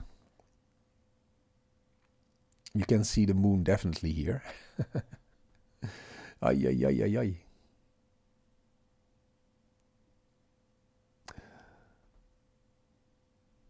Okay. It should be here somewhere. Let's scale that. And let's get the guiding going. Looping. Yeah, you can see here the moon glare already in the PhD2. So definitely not a good idea to do the Leo triplet. But we're going to try anyway, because we are here now. Leo triplet, here we go. 30 seconds. Are you still seeing the... why? Ay, ay, ay. Sorry about that. I thought I killed it. So. Sorry about that stellarium view. So I'm taking 30-second pictures of the Leo triplet, but you can see if you look here at the guiding already. Nah, the guiding is also bad. Nah, it's too close to the moon. Sorry about that, but it's too close to the moon. Yeah. Yeah, you can see here it washed to the 30-second picture. The exposure is totally washed away by the moon. So Leo triplet is not going to happen, unfortunately. But I did have some other targets I wanted to see myself. Right, let's scale this. And where's my list, actually?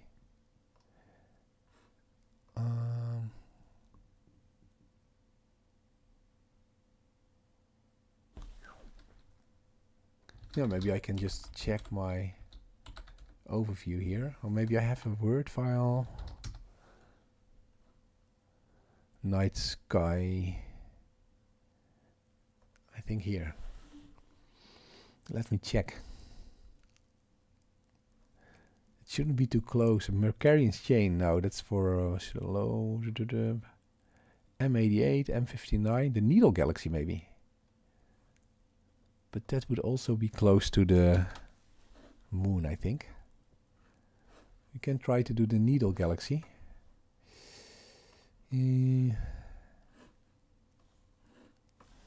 Sequence Generator Pro. Yep. Tools. Frames and mosaic stuff. Let's see. Maybe also close to the moon, I think.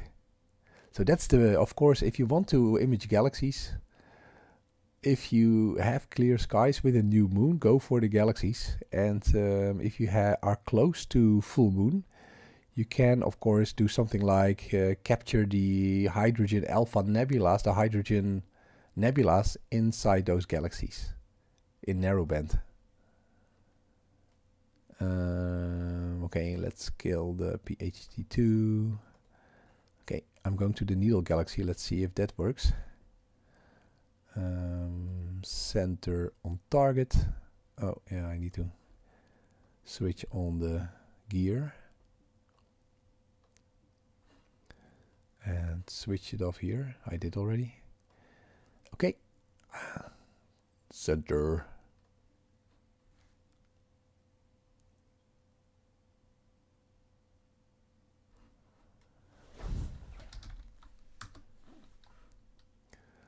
Caldwell 6. You keep on insisting on Caldwell. Why? Let me see. What is it you referring to?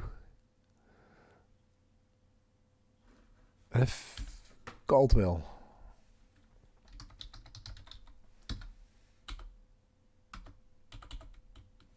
C6. Northeast. That's definitely not the best. I could check it out. The Cat's Eye Nebula. But it's super tiny. Oh, it's 20 arc minutes. Okay. So here we have the needle. Maybe we do the Cat's Eye next then. So going back to the stacking here. All right, I'm taking a 30-second picture of the needle galaxy. So that's basically an edge on galaxy. Like I said, it's like galaxies are basically, most of them, they are spiral galaxies, pancakes. So in this pancake, we look at it and we have an edge on view of the pancake. So very interesting, because the needle galaxy, I think, is like, if I look at it, okay, C6, I have to remember that also. Oh no, again it's too close to the moon, I think. Oh, we can see it. Yeah, it's close to the moon, but here we are. Oh, I didn't start the guiding. Yeah, here you see it already with the guiding again. We are still very close to the moon. Yeah. Actually, it might be far away. It's like enough distance to see something. Here we go. Yeah, we can see it. It's a little bit towards the left. So yeah, here we go with the needle, and after this I will do the Cat's Eye galaxy. Let's take a couple of stacks here. So this is the 2 stacks of the needle.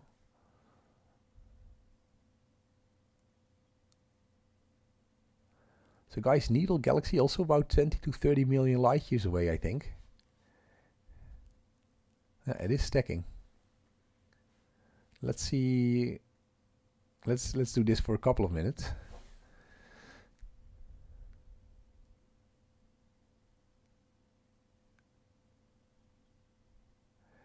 Yeah, again, apologies for that stellarium view.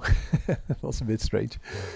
It's when I use OBS and I'm also using my software. I forget to check the view that you are getting, and that's of course the most important view when you are doing the live stream. So apologies for that. So for 30-second pictures of the needle galaxy stacked here. And how is the AM5 behaving? Yeah, it's a little bit trickier.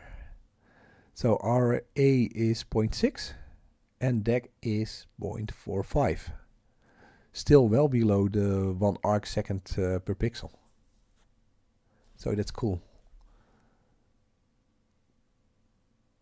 I think 30 seconds pictures. I'm at like f7. So if you're capturing these galaxies with a Newtonian telescope, they are usually f5. So maybe you can even get away with shorter exposures. But I'm using 30-second exposures, and I think it's already fine. And some of you say it's a sharp view. Yeah, this is also a stretch view. So I'm stretching the picture here in the live stack to see what I have. So the unstretched image, of course, looks like, let's see, like this. This is the unstretched picture of the galaxy, and then when you stretch it, you can actually see the galaxy already, what's in the data. And you can play around with it a little bit. Anyway, Needle Galaxy. Can we put it a little bit further down, this live stackings? How do I do that? So this is 7 pictures, 8 pictures now. 4 minutes in total. Now I definitely want to buy. I only have like monochrome grayscale cameras for deep sky astrophotography. But now I'm yearning for a color camera when I see this coming in. So I think you can just spend an hour or two on these galaxies and then capture a lot of them.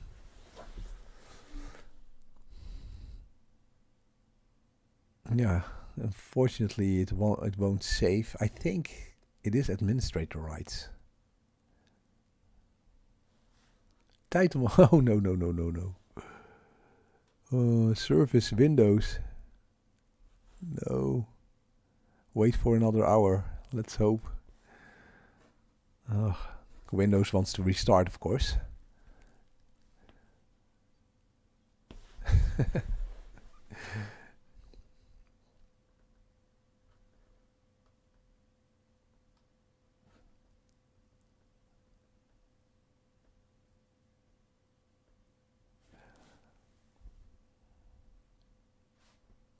Yeah, Brody. I know you want the cat's eye. We do that one next. But it's all the way to the north, northeast. So, yeah, I hope it's like above my the trees, above the tree line. And yeah, I would say you want the target to be as high as possible in the sky to image it, to get the best results.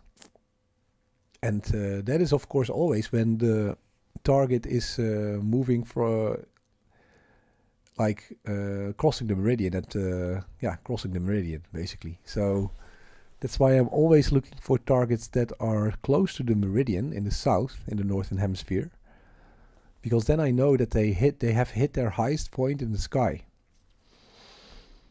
And that saves me shooting through a lot of atmosphere and atmospheric turbulence. But anyway,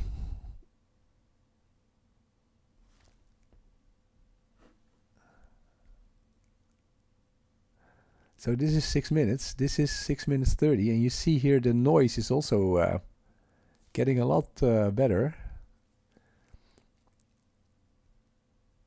So the more we stack, the clearer the picture of the galaxy becomes.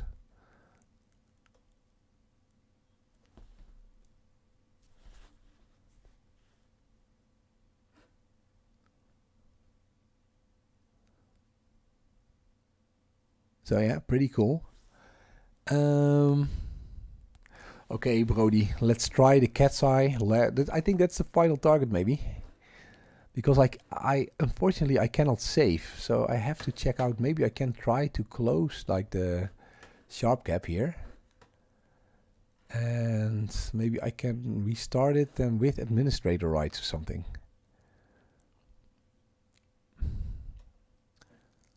Sharp cap. Yeah, it's already saying open this as administrator. Now let's see what happens.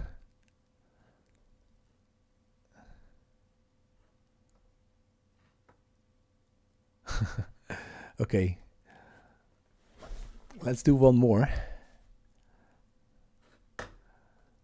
Can you see what I'm doing? Yeah.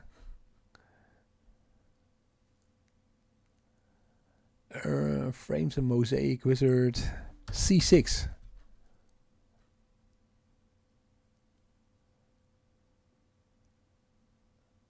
Hopefully it can find Caldwell 6. Does it have another name as well? Cat's Eye, NGC 6543. Okay, stop. I can't stop it. Okay, NGC 6543.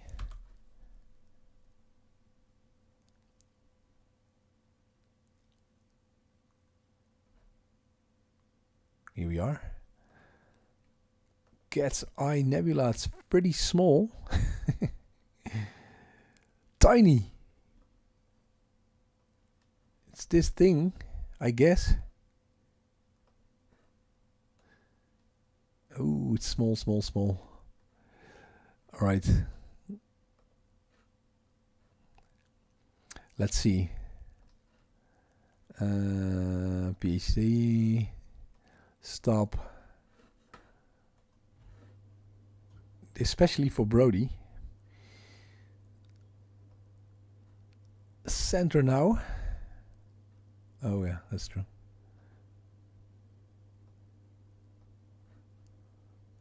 Center now. Yes. Okay.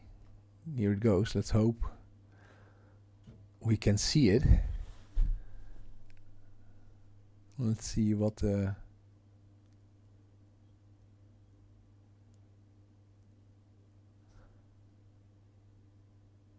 okay. We do see some stars.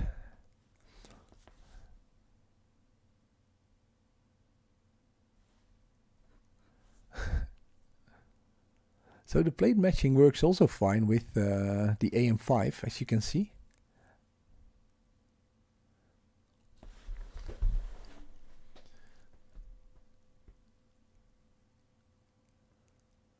So here we are. Done. Ooh, that little dot there. Okay, let's guide. Start. Auto select star. Guiding. Okay, let's go back.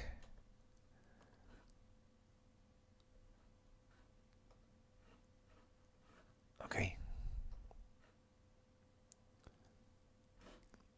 Okay, it's taking a 30-second picture. Let's see that cat's eye.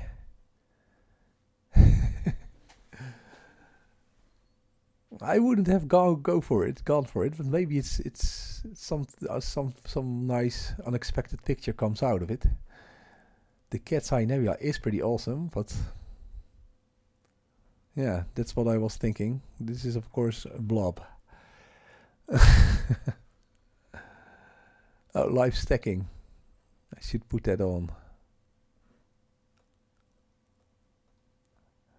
I would like to play with the stretch.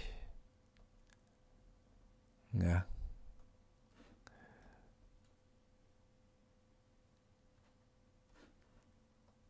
Cat's Eye Nebula. Oh, it's a nebula. Ugh. Also, with a full moon. No. In so many ways, you can't do that when it's a full moon.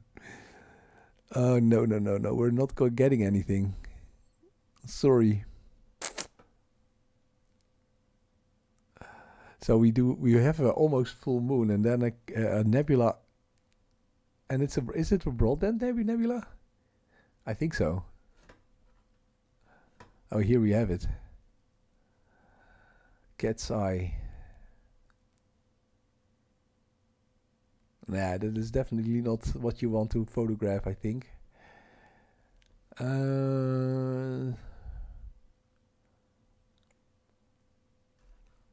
Yeah, you can't see it, I think. We can wait for it. Brody, I'm not giving up. I will stack about 5 minutes here. Let's see what we can get. I can already see a little galaxy here in the background. And it's very faint. It is very faint. Yeah. Let's see if there are any galaxies around there.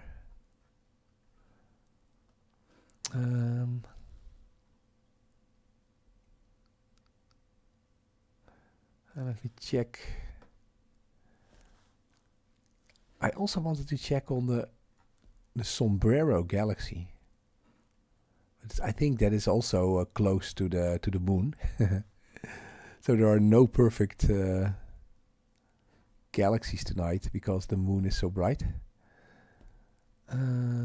M88, where's the Needle, Koi Fish, Sombrero Galaxy, M104. But it's also pretty tidy. Can we see something of that? Nah. Sorry, Brody. This is not going to work. We have to wait for a new moon, I think. And then when we go back to the cat's eye, we can actually see how it... I think we need multi-minute exposures. And no moon out, and then perhaps we can catch it. We can see it. So let me try one extra thing then. And that is the Sombrero Galaxy. I never imaged that before. I'm pretty curious about how it looks. Like through a live view. Let me check. It's also pretty small. 2-1.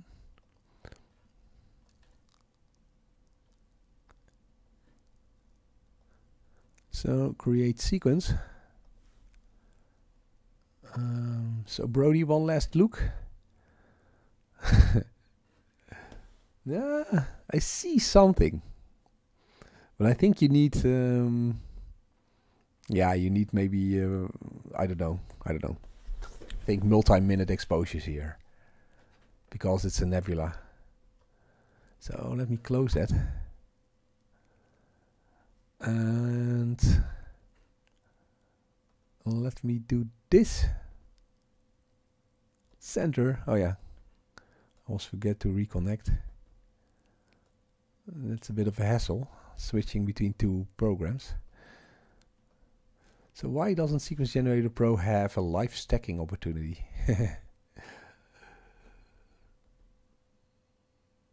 That would be great. A live stacking tool in Sequence Generator Pro.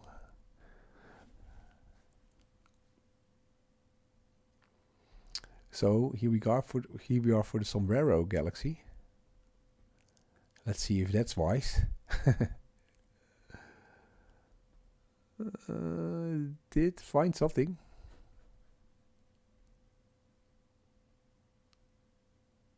So yeah, again, it finds the target, the AM5, with the ASCOM driver. So that's good news.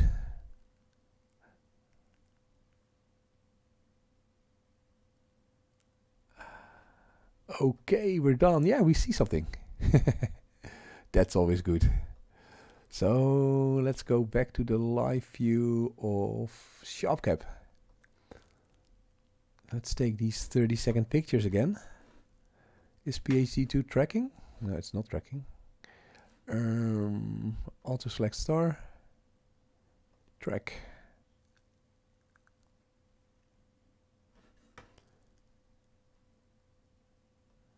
Let's see what we get. Struggling with the full moon. Yeah, it's definitely... you know, full moons are perfect for trying out new equipment. So if you have that new filter wheel or you have that new mount and you want to... yeah, it's too close to the moon again. Here we are.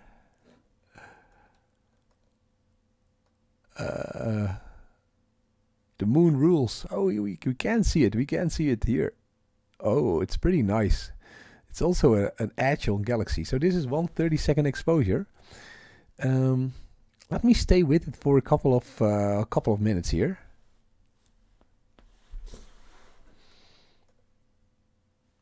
The guiding isn't optimal now, but let's see. 60 seconds.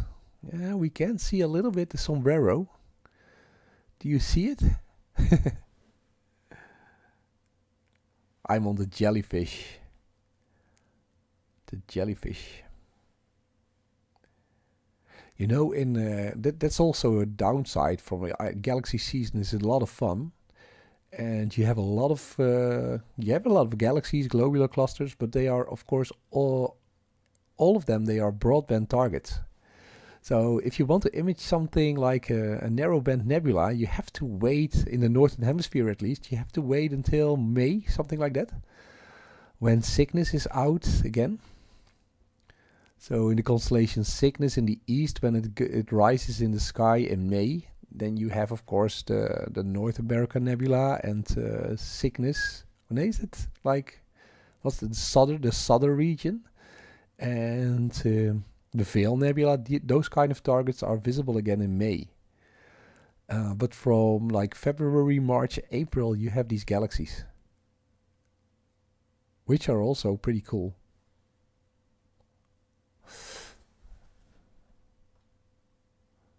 The Alex Stream helps. Yeah, I would definitely recommend the light pollution filter indeed.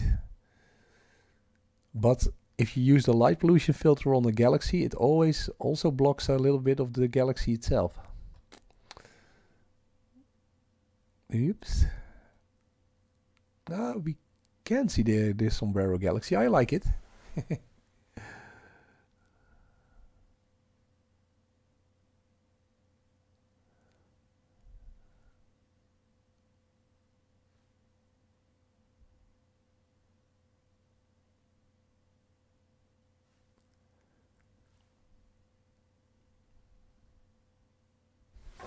So yeah. What do you think? Is it okay? It's pretty close to the moon.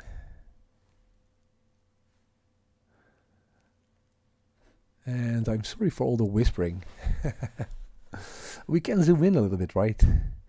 We can go to 100%. Here we have it.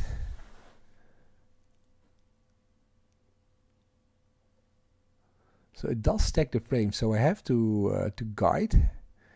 So guiding is 0.5, 0.3, 0.35 right now in RA and DEC. Pretty good.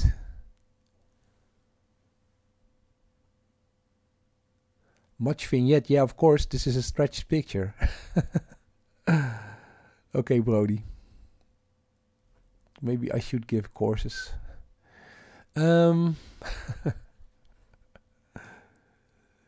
Ooh. Here. I can't go too far because the moon is outshining the Sombrero Galaxy.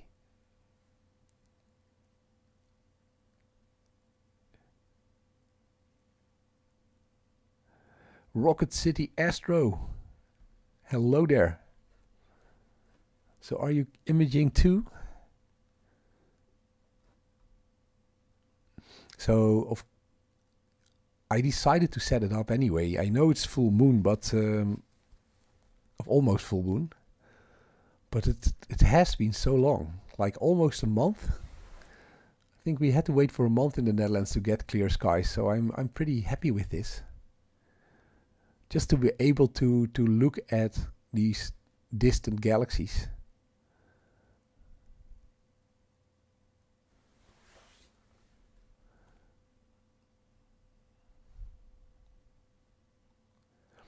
Yeah, I'm taking 30-second exposures here, and I'm stacking them with a live view stack. So we're now at 5 minutes, so that's 10 pictures. And I'm actually surprised because these galaxies, they are pretty bright. So you don't need like you can take multi-minute exposures, of course. That would increase your signal to noise ratio. But I think for live stacking, 30 seconds is very nice. You get regular updates. You can see with every picture, with every addition to the stack, the picture gets smoother. So that's also nice to see. And we have Perry from the Netherlands. Hi, Perry. So I'm whispering basically right now because it's past 12 o'clock. Everybody is asleep. And I still need a soundproof room, so I can talk to you in a more enthusiastic way. But anyway, this is the Sombrero Galaxy. Pretty cool, I think. So let's check a little bit the Sombrero. It's like, I think 30 million light years away, something like that. Let me check it out here. Sombrero Galaxy distance 30 million light years, if I'm correct. 29 basically, give or take 1 million light years in the constellation Virgo. And the size is, where's the parent size? Here, I think. 8 arc minutes by 3 arc minutes. So it's pretty tiny. And this is a 1500 millimeter focal length picture.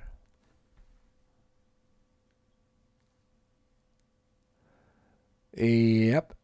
The Edge HD is an f10 scope, Rocket S City Astro, but you can buy a 0.7 reducer. That's the great thing about the Edge HD. You can use it for planetary in the f10 in the native focal length mode. But if you use it in combination with the 0.7 reducer, then you have an f7 scope. And you have the Hyperstar option. So you have a Hyperstar edition in front of the telescope. You can put that on in front of your telescope. And that even changes your telescope into an 8-inch f2 telescope. So the Edge HD is pretty versatile. That's one of the main reasons I went for that telescope, although it's not the cheapest one. Oh, look at that. I like the Sombrero Galaxy. I think it's pretty special to see these edge on Galaxies. With the bulge, like the core here in the center. But of course, M51 is one of the greatest of all. It never gets boring to see M51. We already saw that, of course.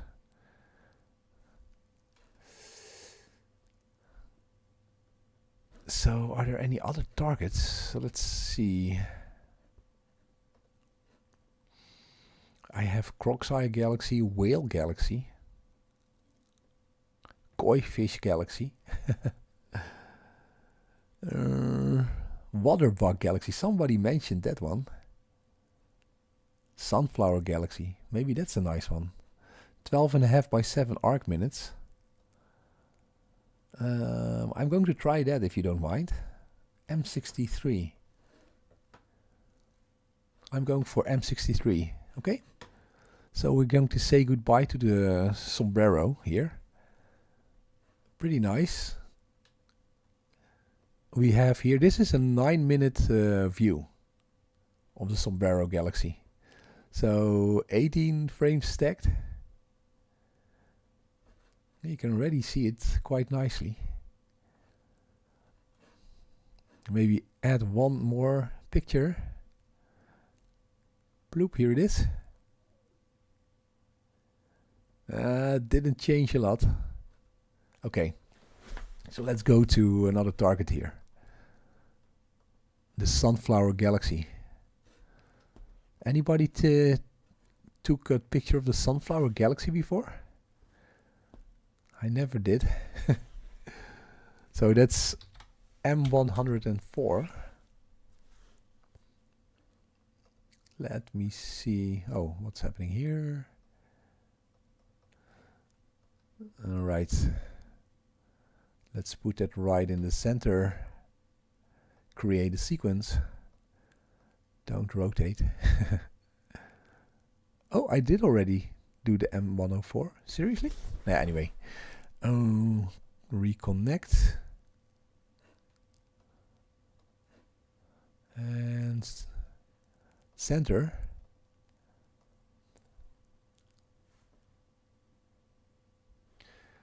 To M46. That's a pretty cool one. Okay, M63. Yeah, this is M64. Let's see. Oh, done. I definitely see something. I don't think this is correct, right? I think I made a mistake, sorry. Let me check again. What's this? Yeah, M104. But M104 is not that's a Sombrero, right? Yeah. Sorry, I typed in the wrong code here. M63 is the Sunflower. Okay. I want to see that Sunflower. Let's see how it looks. M63.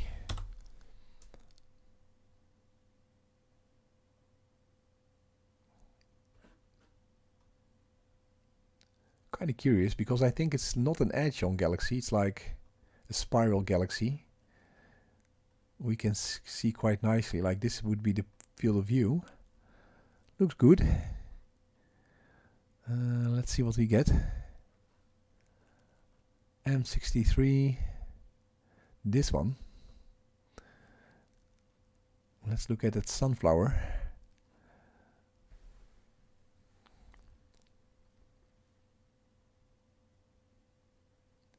Yeah. So you were referring to the sunflower, yeah. So here we go. New. Dun dun dun dun dun. It's Galaxy night with a full moon. Oh, it failed. It needs a little bit of adjusting. So it takes 2 slews to really, with plate solving, to really put a galaxy in the center of the field of view with the AM5. That's okay. Right, so here we are again. And now I'm switching to sharp cap all the time because the AM5, it doesn't have live stacking. Of the sequence generator Pro, I have to say, doesn't have live stacking. Can we maybe this one? Oh, then it doesn't do the multi-star. Seriously? Okay, here we go. The guiding is on again. Let's go back to sharp cap and let's take that 30-second picture. Now we're going to see what the sunflower galaxy looks like through a grayscale camera, monochrome. Oh, this is getting me very excited about getting my telescope. Yes, VJ Air. I hope you have loads of fun with it. I always do. You lose a little bit of sleep. That's the only downside. But you can automate a lot also when you go imaging. So yeah. Oh, we don't see anything. Let's stretch. Oh, here it is. Pretty nice actually. So yeah, the first picture, it's just a 30-second picture, is pretty grainy. So we are going to stack about 10-15 pictures of 30-second pictures. See if we can see the spiral arms of the Sombrero Galaxy. I can make it out a little bit. Is it guiding also? It is. Right. Yeah, Rocket City Astro. This is the AM5, so that's also the thing I was testing out, the guiding. It needed to settle now a little bit, but it's about 0.5 in RA and DEC.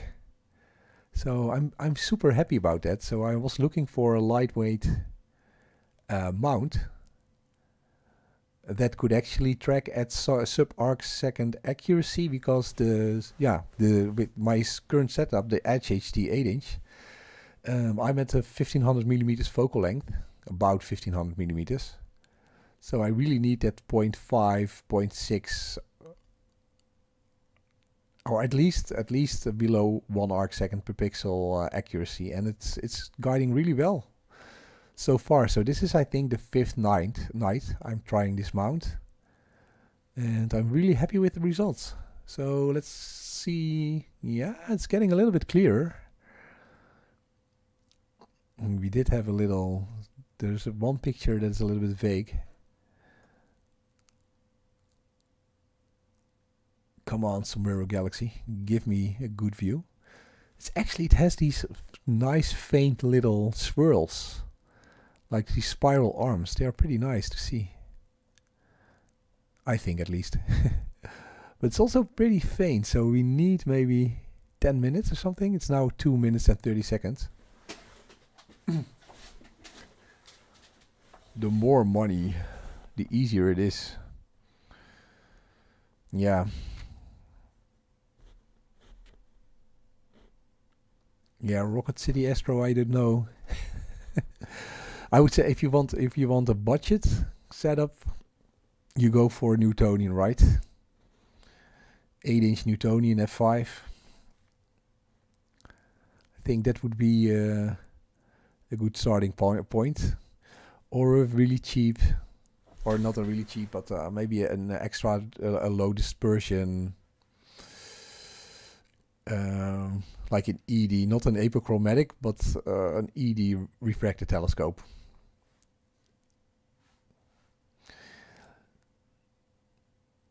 So here we get the VJ Air. I'm also happy about that. So these are only a few stacks, like 3 minutes and 30 seconds. So we're just imaging a couple of minutes here. And it keeps on getting better. You can see that the signal to noise ratio is getting better every time we add 30 seconds to the view. 4 minutes. I think I'm going to look at this. Let's add a couple of more minutes here. Let's wait until it hits 8 or something.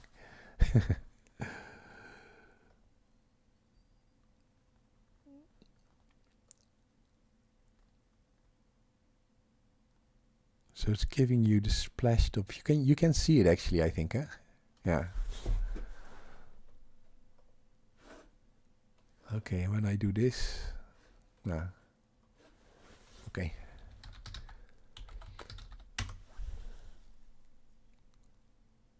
I wanted to look something up. Let me check. Can I see the stream here? Yeah. And now also, you still see the view of the Galaxy, yeah. So I have the stream now here on my computer as well. So I don't need to check my phone all the time. 44 of you liked the video, thanks. If you like this video, please give it a like. Yeah, it's the Sunflower Galaxy. It's pretty cool. I can understand why they call it the Sunflower. It's still the spirals are pretty faint, so you would need to spend maybe at least an hour on it. I think that would be my guess based on what I'm getting here.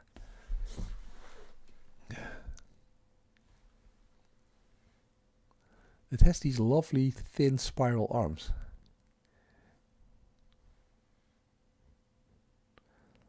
Yes, Astro Duck. This is the Sunflower Galaxy. Oh, what did I do now?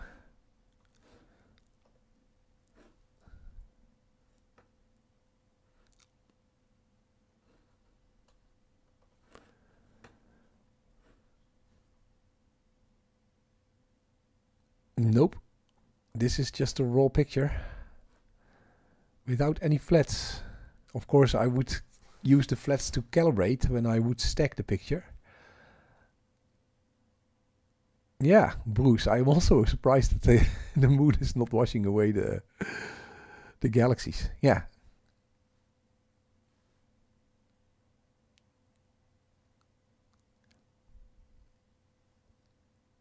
A DSLR, yeah, I actually started out with a DSLR and just an Acromat telescope, and then it soon became clear that I needed at least a telescope with extra dispersion glass in it, or a Newtonian. But yeah, of course you can use a DSLR to do some nice deep sky astrophotography. Especially when it's cold outside, like right now, it's like 0 degrees. It's like freezing temperature here in the Netherlands. Then a DSLR works fine. Yeah. So this is the Sunflower. It's slowly increasing in quality, the picture. So this is 7 minutes 30 seconds.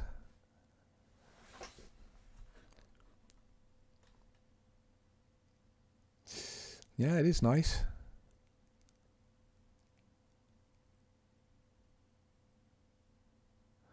Yeah, I didn't do that. I should check that out. I'm already happy that the live stacking works.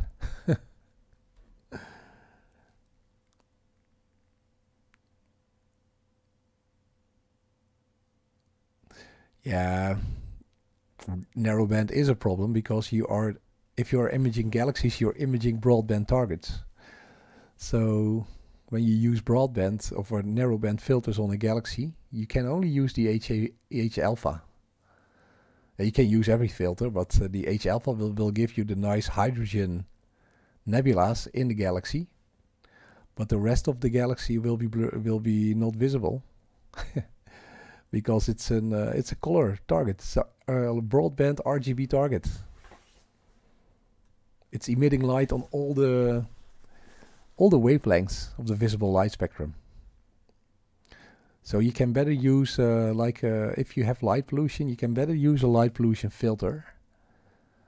Or just shoot in luminance. That's what I'm doing. I'm shooting in luminance. Sometimes a UV IR cut filter, but I'm in an urban area. And yeah, it's always a bit tricky. It depends a little bit on your light pollution. It depends on your border class. But anyway. It looks like the triangulum, but from the side. Yeah, it's a little bit like... It's not edge on, it's not... the M51 has this top-down view, and this is like something in the middle.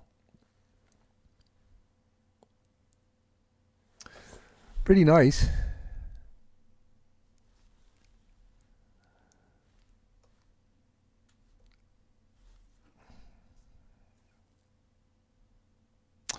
So anyway, I think I checked out some galaxies here. We can take a final look at the moon. Or maybe go back to M51. I like this sombrero too. Anyway. Is there anything you would like to see? Let me know in the chat so I can check it out. And I think I will go with the sombrero, the sunflower for the rest of the night here. It's 12:30 here.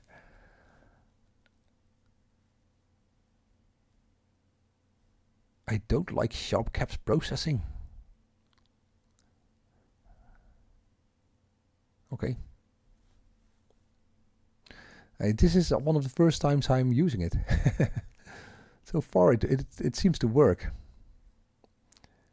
Mars. Brody, no. And not because I don't want to show you, but when I want to show you Mars, I need a different camera. So I need to change cameras. This camera is a deep sky astrophotography camera, and I would need a planetary camera to show you Mars. And the second thing about Mars is, it is nice, you can see it, it's high in the sky right now. You can even see it with the naked eye, but if you want to get a very good quality like video of Mars or a picture of Mars, you need to wait until Mars is at opposition. And Mars was like that's the closest Mars will get to Earth. And that was last November 2022, something like that. So we now have to wait another 2 years again, more or less, before Mars will approach the Earth again. So right now they're getting further and further apart. Anyway, let's do M106. Let me check. M106 should be close. It's not close. It is in the east. Yeah, it's a bit away from the moon. We might get lucky. M106. Okay. M106. Arc 7/18. Oh, that's nice. Yeah, why not? I don't see a name.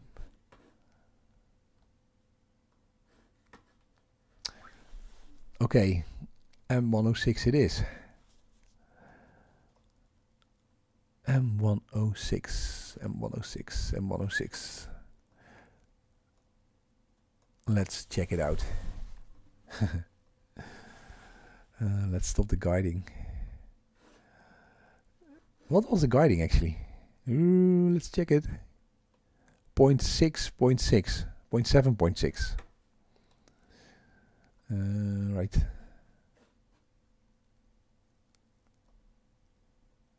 M106. And who was that? AstroDoc says M106. M109. We are going for M106. It's a nice bright galaxy, I think. If I see the picture here on the plate solving wizard. Oh, no, I don't want a mosaic. Create. No, I don't want to rotate. M106, here we go. And yep, hopefully it can find it.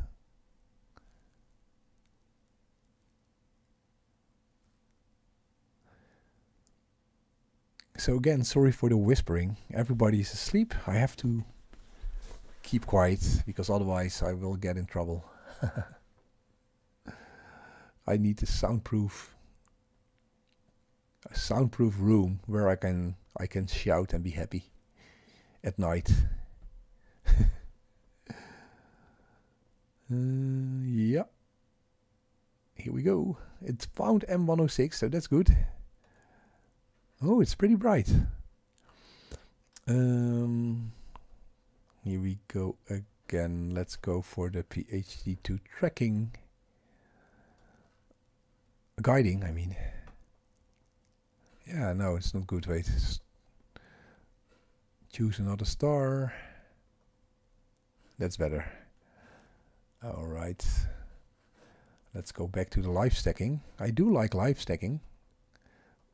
Especially for this live stream. So here we go again. The first 30-second picture is on the way. M106 is big. I thought it was pretty small. I think big in terms of a galaxy, probably.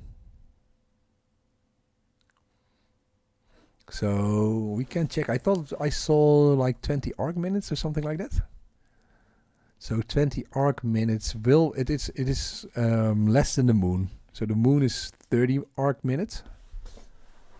It's like 2/3 of the moon in size. At least in the widest angle. Nah, I don't think so. It's smaller than that. Let me see. Stellarium. Let's check M106 here. It is a super nice galaxy. Thanks for suggesting this. She's going to put him in the doghouse. I have a name. Wido. Let's see. 11. M106. So it has 18 arc minutes. So 18 by 7 arc minutes. So yeah, that's about 2/3 of the moon in width, but of course not, yeah, anyway. It's about half the size of the moon, to not complicate it further.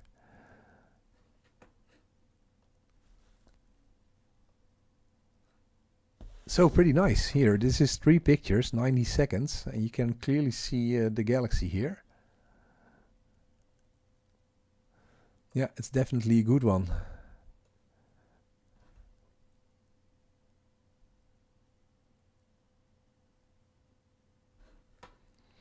Yeah, the apparent size is then 18 by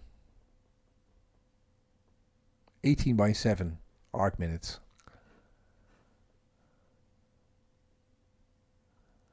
So yeah, I would say if you're going to photograph galaxies or look at galaxies or observe galaxies, you need a yeah, I'm using 1500 millimeters focal length here. And then still I'm zooming in here, so this is the picture I'm getting. I can of course also change. I'm not this is not even the I'm already zoomed in. Anyway. Poof. So 2 minutes 30 seconds here.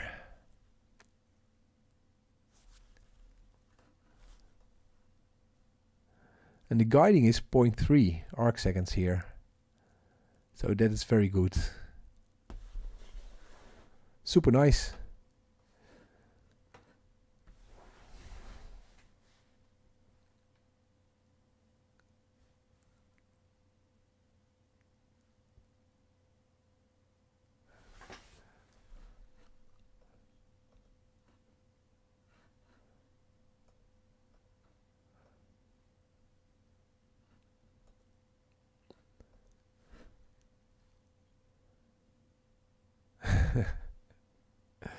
What country are you in? The Netherlands. So that's Northwest Europe, more or less. It's the first country you hit when you leave the UK and you travel towards the west. You have the Netherlands, Belgium, and of course France.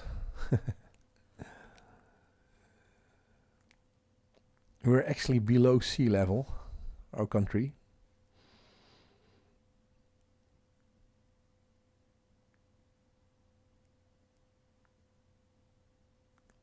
(900mm focal length, yeah. And that's about 1,000. Oh, we get the same message again. It wants to restart.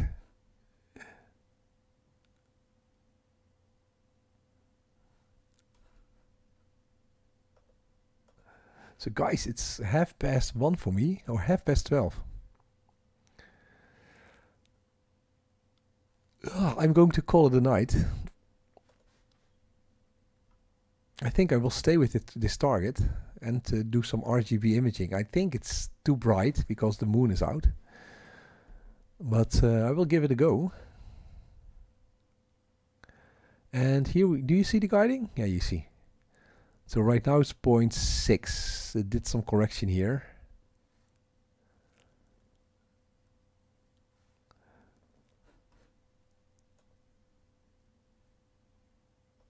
So let's go back to the...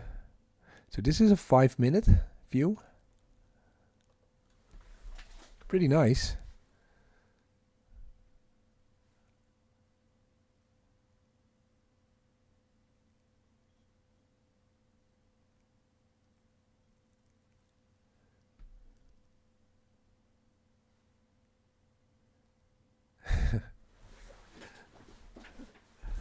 Reducers, yeah. It makes your scope faster. Not really. People want to say it like that. Whoa, yeah, nice.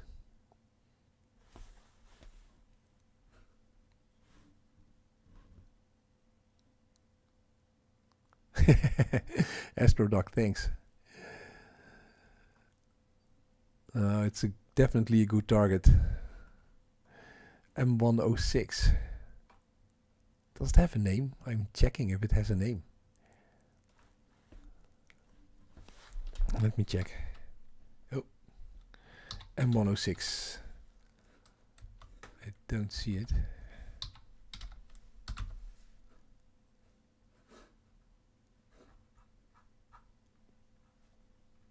Anyway.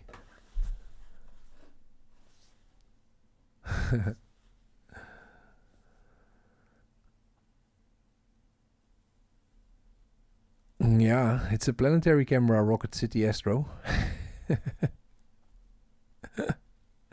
But I think you can actually, I agree with you, you can use a planetary camera for these kind of galaxies, because I'm taking 30-second pictures. And that's already enough to get these galaxies brightly in your picture. So I would also suggest the same for planetary cameras if you're going to use that. Anyway, it has been very nice, and I'm very happy that we finally have some clear skies, so I could take you with me and show you the moon and some of the galaxies that are out there in galaxy season. And yeah, I have like a video on 25 other targets in April. I'm not sure it also includes M106. I think so. I was checking that. M104 is there, M101 is there. Anyway. So if you're looking for nice targets in Galaxy season, I have a list of 25 targets for you. If you look at my channel, you can find the most recent video.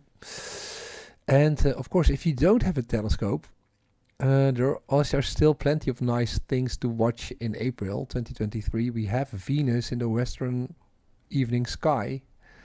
A lot of people think Venus is like a UFO. I've heard it so many times. What is that bright light in the western horizon at after sunset? Well, that's a planet. So pretty cool. And we do have in Australia, the west of Australia, Indonesia, there is a solar eclipse on April 20th. So that's super cool. It will not be visible in Europe or North America, but will be visible in the Southeast Asia. So that's cool. If you're there and you want to watch it, use the solar eclipse glasses. So anyway, I'm going to call it a day. Thank you so much for watching. If you like this kind of live streams, just subscribe to the channel, and I'll be back with more videos on astrophotography. And for those of you who are imaging, I hope you get some good stuff tonight. Some nice galaxies. Even though we have the moon out. So take care. And clear skies.